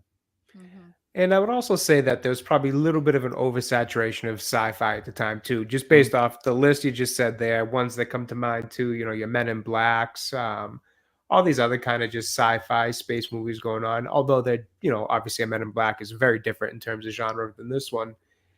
I feel like the 90s was a little loaded with those, especially late 90s, as CGI was coming along and people felt like they could do bigger and different things in terms of where they could set their movies and all that. That probably didn't help either, because then, you got things like Independence Day and Men in Black starring Will Smith, the biggest star on the planet at the time. This movie gets sandwiched, somewhere in between all those. It just doesn't, like you said, doesn't have the pull in terms of the actor. And then in terms of the genre, you've got these bigger names like him and some other ones going on that are gonna kind of pull. That's it. Like you're missing so much. Like I think most people who have seen the movie think Fifth Element is awesome. Fifth Element, I Yeah, can't. that's another, you know, Bruce It's a great Willis one. and Yeah, Bruce Willis, Chris Tucker, you know, that it's those Luc two names Besson. take it a Luc little. Besson, a French Gary director, Oldman's in that, French. you Yeah, know, brilliant movie. and it's The not that this American doesn't have an market. equally as talented cast. It's like Yeah. you said, it's the names, you know. Yeah, but that's it with the American market. I don't want to watch a French director, French like blah blah blah. You know, like that. I wonder, did that even do well? And now you're giving it like now you got like Gary Oldman, Bruce Willis, Luc Besson, like I forgot her Chris name now. Tucker in the '90s, one of the, you know what I mean? Just one of the biggest names out what's there. her name? The model Mila Djokovic. Mila Djokovic. You'd be like, if somebody gave you that's like you have a screenplay, we've got these people, you'd be like, yeah.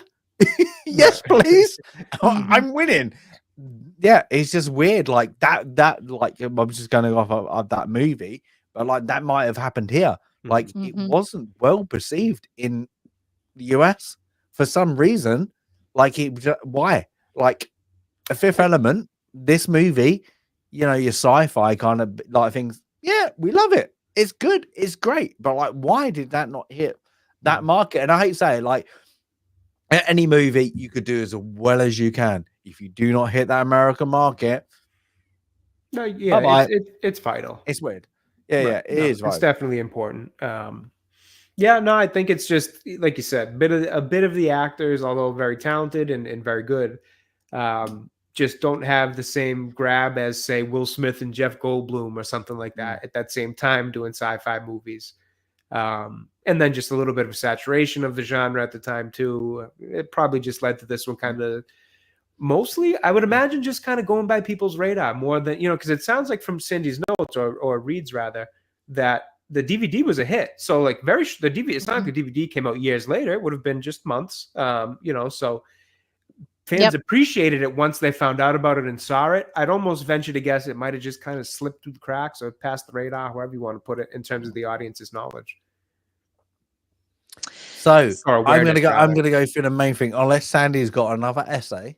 No more essays, but just I love an essay. I want an essay. I want an essay every week. I'm a writer at heart. I'd love to hear it. Yeah, I want one every week. I listen to a lot of Robert Meyer Burnett's channel, and you know, he reads these letters from folks. So this is definitely going to him, but also just another, you know, there is a lot of critical review out there on this film, and for the very reasons we just described, that it was probably overlooked, underrated, and so a lot of, you know, people are passionate about, you know, really diving into this film. So hopefully our little review here, I wouldn't say, you know, we could assume that it would be spoken in the same breath as, you know, I think it's drinker like review, 100%. but I think that's correct. Before we go on to like if we recommend what our scores is, it's I really adore this movie and I really like it, and I'm disappointed and I'm annoyed at the same time, and it's nothing to do with the cast or crew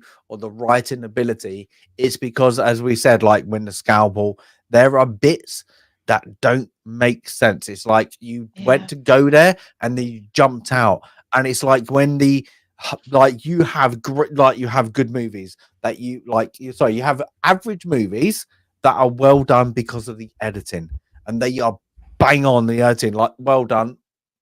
That shouldn't have been a movie. This one is still a good movie, but it's harnished and tarnished and literally let down by them not giving it the full story.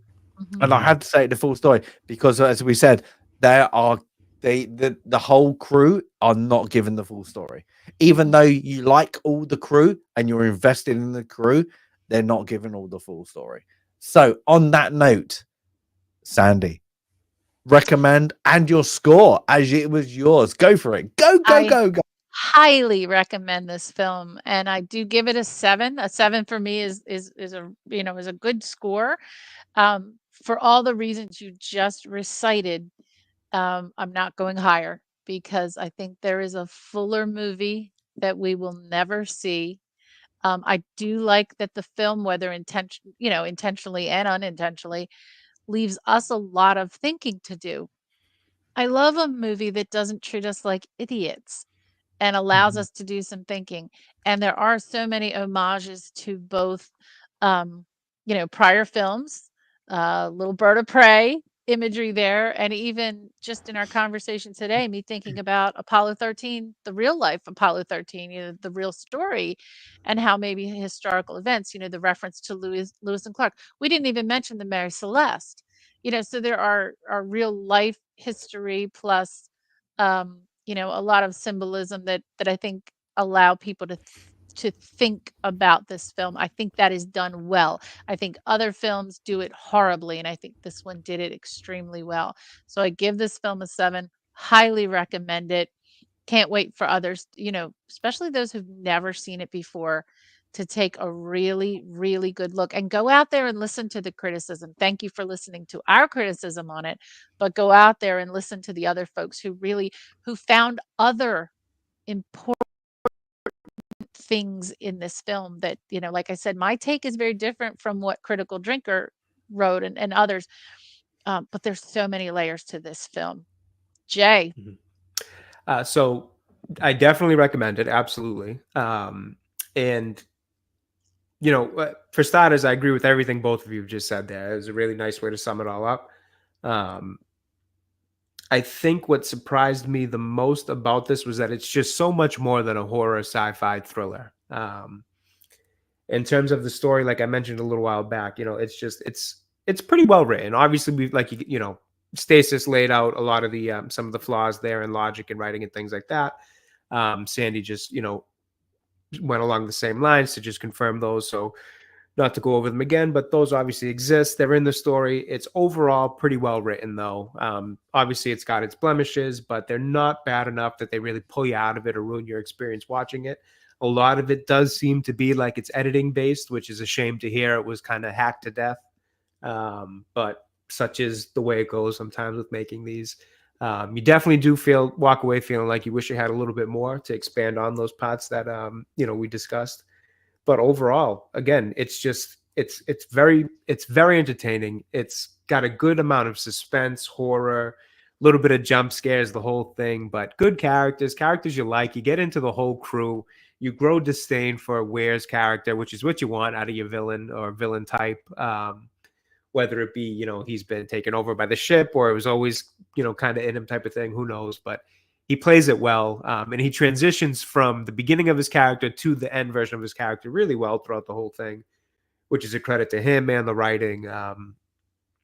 So I give it a really, really strong 6. And I say strong because of all those things I just highlighted. It's on the really high side of one. I just had a little bit of issues with the stuff we mentioned. But outside of that, it's super entertaining. It's a really good watch. It's a nice little slice of the 90s in terms of the kind of nostalgia and the way films were made then. And CGI and effects really hold up well. So check it out for sure. Very fair, Jay. Very fair. I think that's for me, like if I go for cinema, when I watch it at the cinema, I'm gonna have to give it a 7. Now, this is a lot of things, but if I watched it on TV, I probably would give it a 6, like Jay. The reason is because I could understand this should be a 9. This, like, I think in everybody's head, like kind of what you're watching, you're like, this should be literally an iconic movie. This should be there, and you're literally just so much missing a bit. It drops it down because you're like, I don't get what was missing. It's a good movie. Exactly. It could have been great. Literally, that is it. Are you all? It's literally it should be there. Could have easily been in the 8s if you get like stuff. Yeah, it should be because you know what is missing from the movie, and knowing like that it's missing. It's missing that 30-45 minutes. It's definitely missing it. So if it was there, like it would be an 8 or 9. But it's just not there because it's got so many holes in a great movie. And that's the thing, is like what you see is a really good, great movie. And there's nothing flawed about it. It's bad just performances. You're like, nope. Yeah, there's nothing wrong with it. It's just because you're like, why did they introduce that and not introduce that? and that's what confused you about it. But the one thing I do adore about this movie is like when every time I watch it, I'm like, I like it. I like this movie. And that's the thing is like I never go to it and it hasn't aged. I like this movie. And you go by whatever you're going to go by. Is it religious? If it's, is it the down of man? Is it the inherence of like science against religion or whatever? Or is it just humanity eating against itself? It's whatever you think this movie is, and I like that. It makes you give a question mark, and I like that kind of movie. And I think that's why I would love to give it such a high mark. I would love to, but every time I'm missing it. I'm missing that high mark, and that's pissing off because everybody's great in it. You cannot knock the movie as it is, but you realize it could have been great. It could have been great. And that's what pisses you off. It could have, like, I know it's a horror, like somebody must have gone science fiction horror. What the fuck? That's only worked once. Off we go. Bye bye. Yep. No, I'm not having it anymore. You know, it's been done, dusted. This is this is more psychological thriller. Yeah. But it's in space. That's the only difference. That is it. And what's crazy about it is like it's also dealing with some fairly complex themes too, and symbolism that's like very well. It's taking on a whole lot at once, and that's what I think is so impressive about it. That plus the idea that it's hacked to hell and it still tells a complete and good story, even in this little 90-minute run that it got.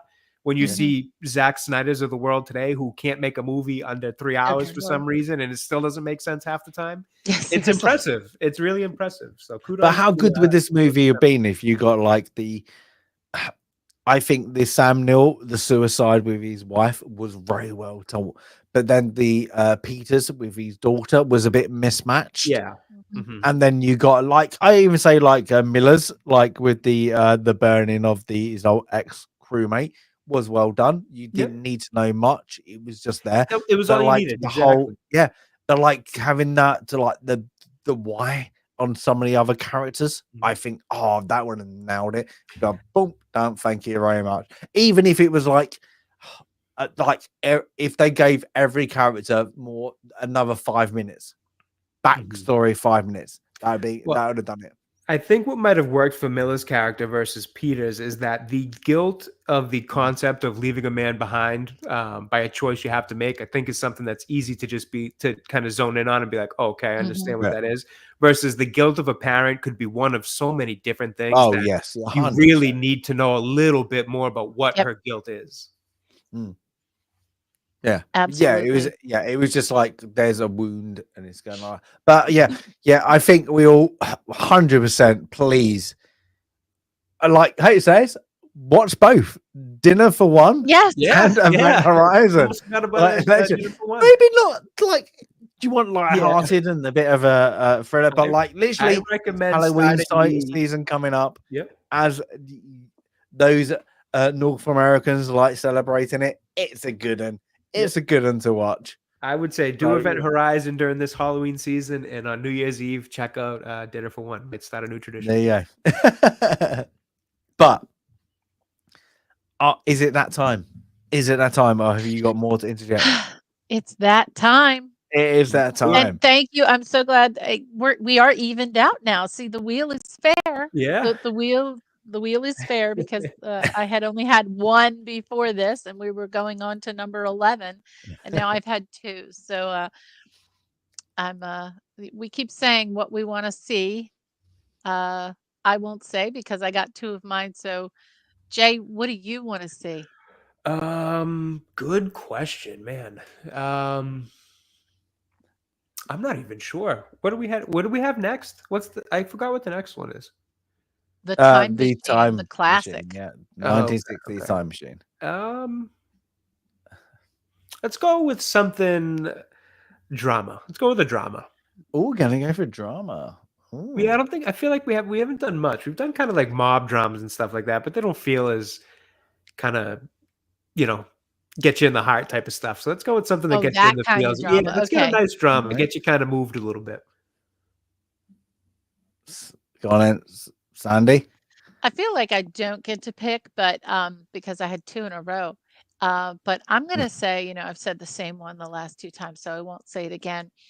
I am gonna say like something that I don't tend to watch, so perhaps a Western or something to that effect. Something that because that's the beauty of the Wheel of Film, is that we watch things we wouldn't normally gravitate to, for some of us. So what was it what you both said earlier? What did you both say? I can't remember what movie. Oh shoot, I'd have to look back and see. I'm guessing it's gonna be that. Oh my god, we'll find out one way or another. People, yeah. See what it was. I was like, that's gonna be it. The Matrix. Yes, the Matrix. Yes, the Matrix. There we go. The Matrix. Fishburne. Yeah. Okay. Oh, I don't know. There's so many. I'm gonna go. It's either gonna be. I'm gonna put it there. It's just gonna. It's either gonna be a Christmas Story or a Western.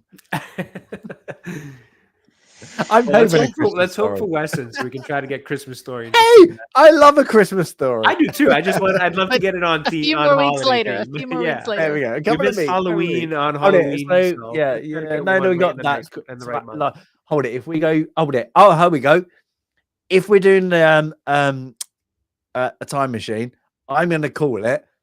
It has to be Back to the Future. Ooh, okay. It has to be. It has to be.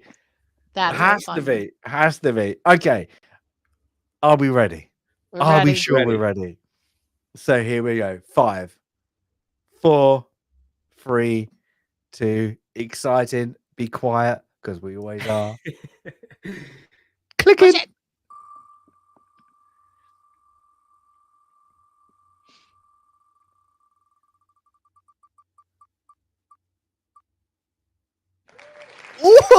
Oh goodness! How many hours is this? Zulu. I have not seen it. Okay. Surprise! All right, this is gonna be. It is rightfully called, Jay, an epic. You're gonna see how long it is. Let me look that up. It's not that long, is it? It feels a long movie. It's one of those Lawrence of Arabia type. Oh, it's not too long. It's 2 hours and 18 minutes. Okay, yeah, it's not too bad. Not that bad. Yeah. Okay. And you're talking about the old film, right? You're not talking about the new one. No. 1964, right? Yeah. The original. Yes. There we go. Zulu. Okay. War, but yeah. Okay. There we go. I don't think we have any crossover of Michael Caine yet. No. Jay, have you seen it? No, never. Ah, there you go. Oh my god. It's a classic. This is another movie. Is a very British round Christmas movie. Why? Interesting. Why not? Just looking at the IMDb page, I can't put 2 and 2 together there. You won't know. Oh, this is okay. Sandy, I'm guessing there's a lot of books. Oh, there's a lot of books. There's a lot of books. It's based on several historical and biographical. I'm guessing the movie isn't based on a book. I'm guessing the events. It's a true event. The events are true, surrounding the build up to the main part of the movie, and to that. But I don't think the movie is based on a book. The accounts of the people in it are. So that is going to be interesting. You might have but yeah, there we go. So there we go. So the time machine and Zulu, why not? There we go. So the event. So this is where the time, the wheel of fortune, the will of God, who we all bow down to, has to be obeyed. It has been Dinner for One, Event Horizon, the Time Machine, and then Zulu. You can't get a more of a mismatch of that. But there we go. Oh, so just to be careful, Jay. The more recent film, the 2013 film, is a completely different story. It's not the same story. Gotcha. It's not based. The original one is based on the Zulu tribe. We get some good old British colonialism, don't we? Yes, we certainly do. It seems. British colonialism. We get the red coats in their proper respective era. You and your red coats. You know what? We could see your red coats from a mile away, and because you all lined up in a straight line, you know that. Well, that's because we didn't want to show the blood. And how about this? How about let's all load our weapons at the same time and fire at the same time too. That one I couldn't understand at all. But well, it worked it worked against Napoleon. Thank you very much. It did. It's only because you had what's his name? Oh, I'm gonna say wrong name, and I'm gonna be butchered here by Sandy. Is it Rogers Rangers? I don't know. What's his know. name? Oh, what was the Rangers called? The first Rangers of the colonial thing, and he was an ex. Right. Oh my god. This is where we need Gettysburg or something like that, or Last of the Mohicans, because we're going to go into it a bit more. But no, stop. This is a different era. Seriously, we're going to talk for another 2 hours. This is not a flintlock rifle. This is the British. This is the British at the height of the imperialism. This is the right way to do it, except for if you have 200 men against 10,000 Zulus, what happens? Let's say that. I think that's rough. It's not going to be like the Battle of Agincourt. I'll tell you that. No, it's the opposite. No. Yeah, but this is a very historic and very poetic moment in history of just it's the few against the many, and the outcome is very, very different to what you think it's going to be. And I think it's very poetic. I think it's very, and when you realize this is actually what happened, literally near enough, this is spot on, because there are military journals and things like that is literally given we didn't study this in history, as you can imagine. So I've seen the film, but I didn't know how accurate it was. No, given the there are military points that were missed because of dramatic things, like for television as a movie, but this is near enough spot on. Literally, you have to take it as, you can get as good as you can get and make it interesting to the viewer.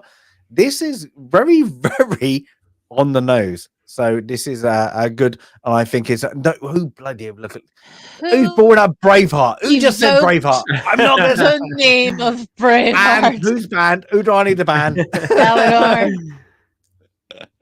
Wasn't he this time? Braveheart will, if this is it, if Sandy or Jay put Braveheart on the list, they're banned from the channel. I'm not a Braveheart guy. Never been a fan. Unless we call unless we do a separate film club and call it Film Crap. That's it. Me and Sandy, and I'm guessing once we give Jay a couple of books to read and things like that, is Braveheart what it was and what it is to reality. Oh no! Why did you do it? That's frustrating me. The just tragedy now. is the real story would have been a fantastic film, and that's like the frustration of a lot of these films that are just horrendous. Because the British won. It's fantastic. The British won. The real story. The Scottish never got their freedom. The real story would have been just wonderful. It would have been great, and like you said, also Stasis, a good film, Master and Commander, could have been made even better, right? So anyway, so we'll not go down our little history aisle here. But Zulu does it right, so I'm looking forward to that. Awesome, so I won't get angry. Awesome. And I don't like Brave. Just from a movie standpoint, I just find it to be horrifically overrated. I'm not even that much of a historian to know all the wrongs that it's done in the history side of things. I just find it boring and horrifically overrated. Acting is so bad. That's why we can't understand. We had this my island. Island. Why did it win all those awards? I don't know. One of your recommendation videos. Well, wasn't it Picture of the Year? Didn't it win Best Picture? Yeah. It blows my mind. I have this conversation with my friends all the time. They think I'm like, they think I'm out of my mind. I'm like, dudes, I can't stand this movie. I think it's so overrated and boring. Guess, I don't know. Jay, you're a smart man. Yeah, I guess people just love Braveheart and us three don't. I don't know. That's it. That's the thing is when you get an American going up, oh my god, doesn't he look like Mel Gibson? The statue, and you're like, oh no. Oh no, the Australian American that fled the Americas to not get the draft of the Vietnam War. See you later, bye. Anyway, I've enjoyed it. We got the time machine, 1960s version. So not the not the black and white, not the oldie. Not the black and white. No, this is the better version. The better version of that. So Jules Verne, if anybody, I'm Sandy, you got to reread it. H.G. Wells. I misspoke. H.G. Wells. It's not Jules Verne. I mean, it's the same genre. It's that same. Oh no, sorry. Jules Verne is 20,000 Leagues. 20,000 Leagues, honestly. And that's the thing is because I like that because they get that in Back to the Future 3. Mm-hmm. There you go. Another, and this is okay. You said Back to the Future 3. I got to stop. But there are very few trilogies where all 3 films really hold up. I think Back to the Future is one of those. It's really good. All 3, 1, 2, and 3. So yeah, we'll get that soon. Jay, have you seen? I'm there for 1960s now. No, both of these are going to be first times. Time Machine and Zulu. So I've not seen the 1960s version of Time Machine. So. What? No, read the book. No, I think the machine it's in sold for like millions. They actually kept it and it got auctioned and they sold it for millions. Apparently, the crew on what's that dreadful show? The Nerds. The Nerds. The Americans. The Big Bang Theory. Big Bang, yeah. Apparently, they bought it in one of the episodes. They bought yeah. Oh, yes, they did. Yeah. So that kind of things. But like, do you remember the book? Yeah. Okay. Yeah. So the book is very heavy of. It's not about. I'm gonna say I'm gonna spoil before we get there. Don't tell Jay that it's not because where they go is like place, I'm not gonna go. Time. But it's yes, exactly. It's more about the people than the time machine. It's about ethics, I suppose. Like that. That's the best thing. It's clever. It's clever. And then Zulus is about Zulus and the British. So there we go. And I think people think they've read the Time Machine. Like there's some study out there that says, 80% of people claim that they've read 1984, but in reality, only about 10% have because they've heard so much about it. They think they've read it. I think people think they've read the Time Machine and think it's about one thing. And then when they read it, they're like, oh, it's about, okay. It's not Hot Tub Time Machine. It's not, what did we used to have as a kid? That there's no Great White Buffalo. No, it's a storytelling point. It's the story. Yeah, it's not like was that not Sherman and Mr. Peabody who used to travel through time? The Wayback Machine, right? It's not that. It's anyway. Not sure. So read it, enjoy or watch it. I'll read it again. Enjoy it. I don't mind if you do like it. Watch what's his name? The Australian guy. He did a good remake of it. It's not a bad remake. What's it? He was in Neighbours, the Australian TV show, and you got me thinking Mel Gibson now. That's the only no. Do you get Neighbours? No. If I say Neighbours, you don't get Neighbours. Oh my god, who went away? No. Oh my god. No. This is where every British person Australia bit like what? Margot Robbie was in. No, yeah, but it is. Yeah. Like a lot of. Okay, I'm familiar with it being maybe like a jumping point for a lot of Australians. Yeah, this is where I know of it from that. I've never seen it though. Oh, what's his name? Something Hollywood. With Kevin Spacey. Kylie Minogue. I don't know. No. Kylie Minogue. She's Australian. Yeah, but she's not an actress. She did bloody Street Fighter with. I don't know any Australia. Jeez, oh my god, Margot Robbie. She was. I'm sure Margot Robbie was in Neighbours with. I said Catherine Zeta-Jones, but she's Welsh. Oh yeah, she's Welsh. Yeah. I don't know Australia. I feel bad that I Oh don't my know God, Australia. sorry, I'm gonna look it up. What's I the know name? Canadians. Hollywood. Saying Hollywood. Oh, the Oh, Hemsworth. That's about it. LA Confidential. That's it. LA Confidential. He was in. What is it? LA. Yeah. With Russell Crowe, Kevin Spacey, and Guy Pearce. Oh, I wouldn't have known that. I didn't realize he was Les. Australian. He did it. He sneezed. Guy Pearce.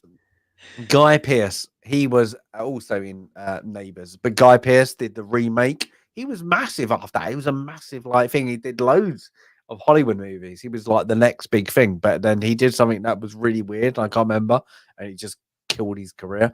And then he's back kind of now. But Guy Pearce did the Time Machine remake. Actually, quite good.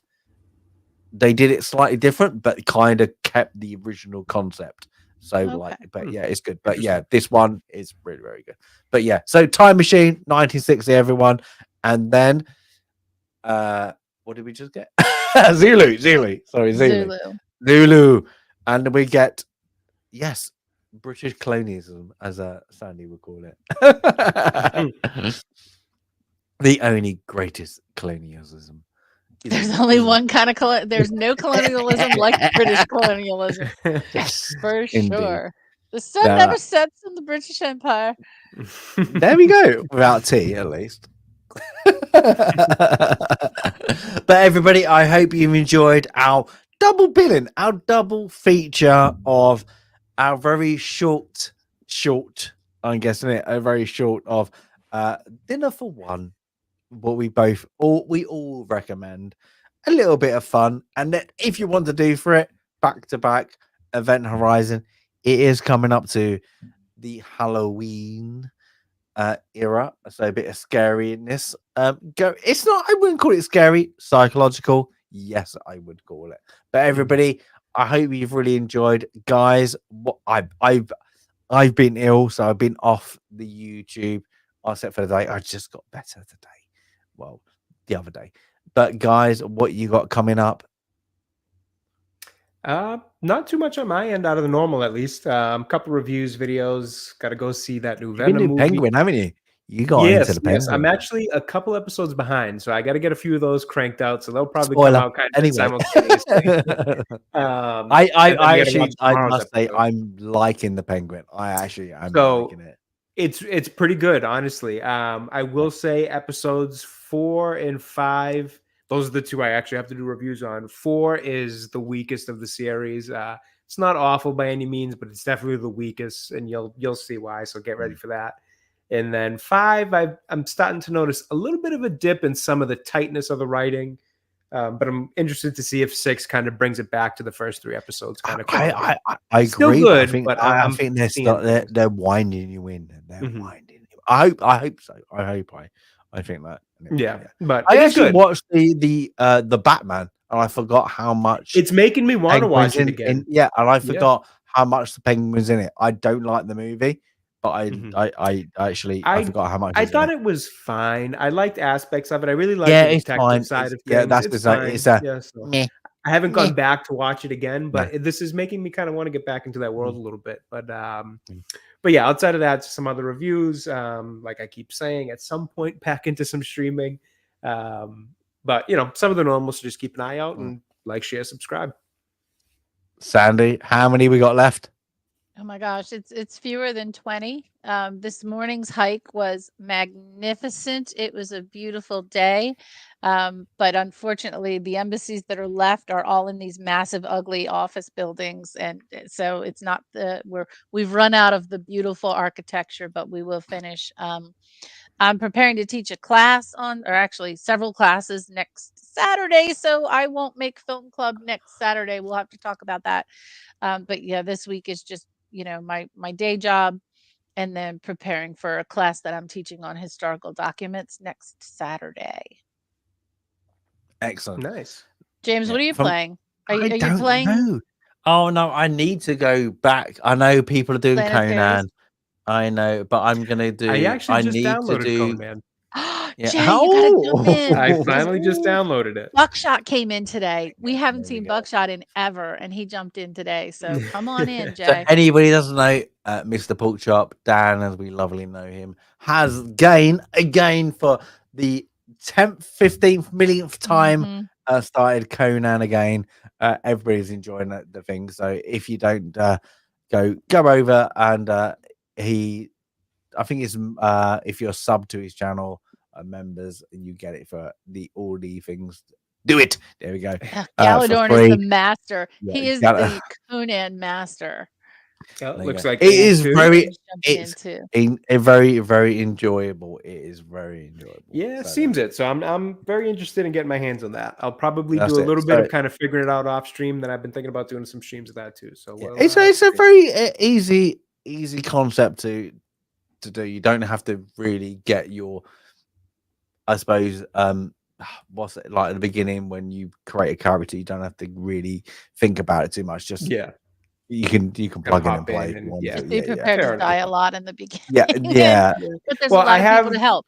Right. I have good experience in survival games. I do love survival games, so I should be able to take it. All you have to do is find Zenobia or Galadon. Literally go, please help, and then they literally you're winner. Suit me up in the best armor, best weapons. Everybody I'll see you in there, Galadon.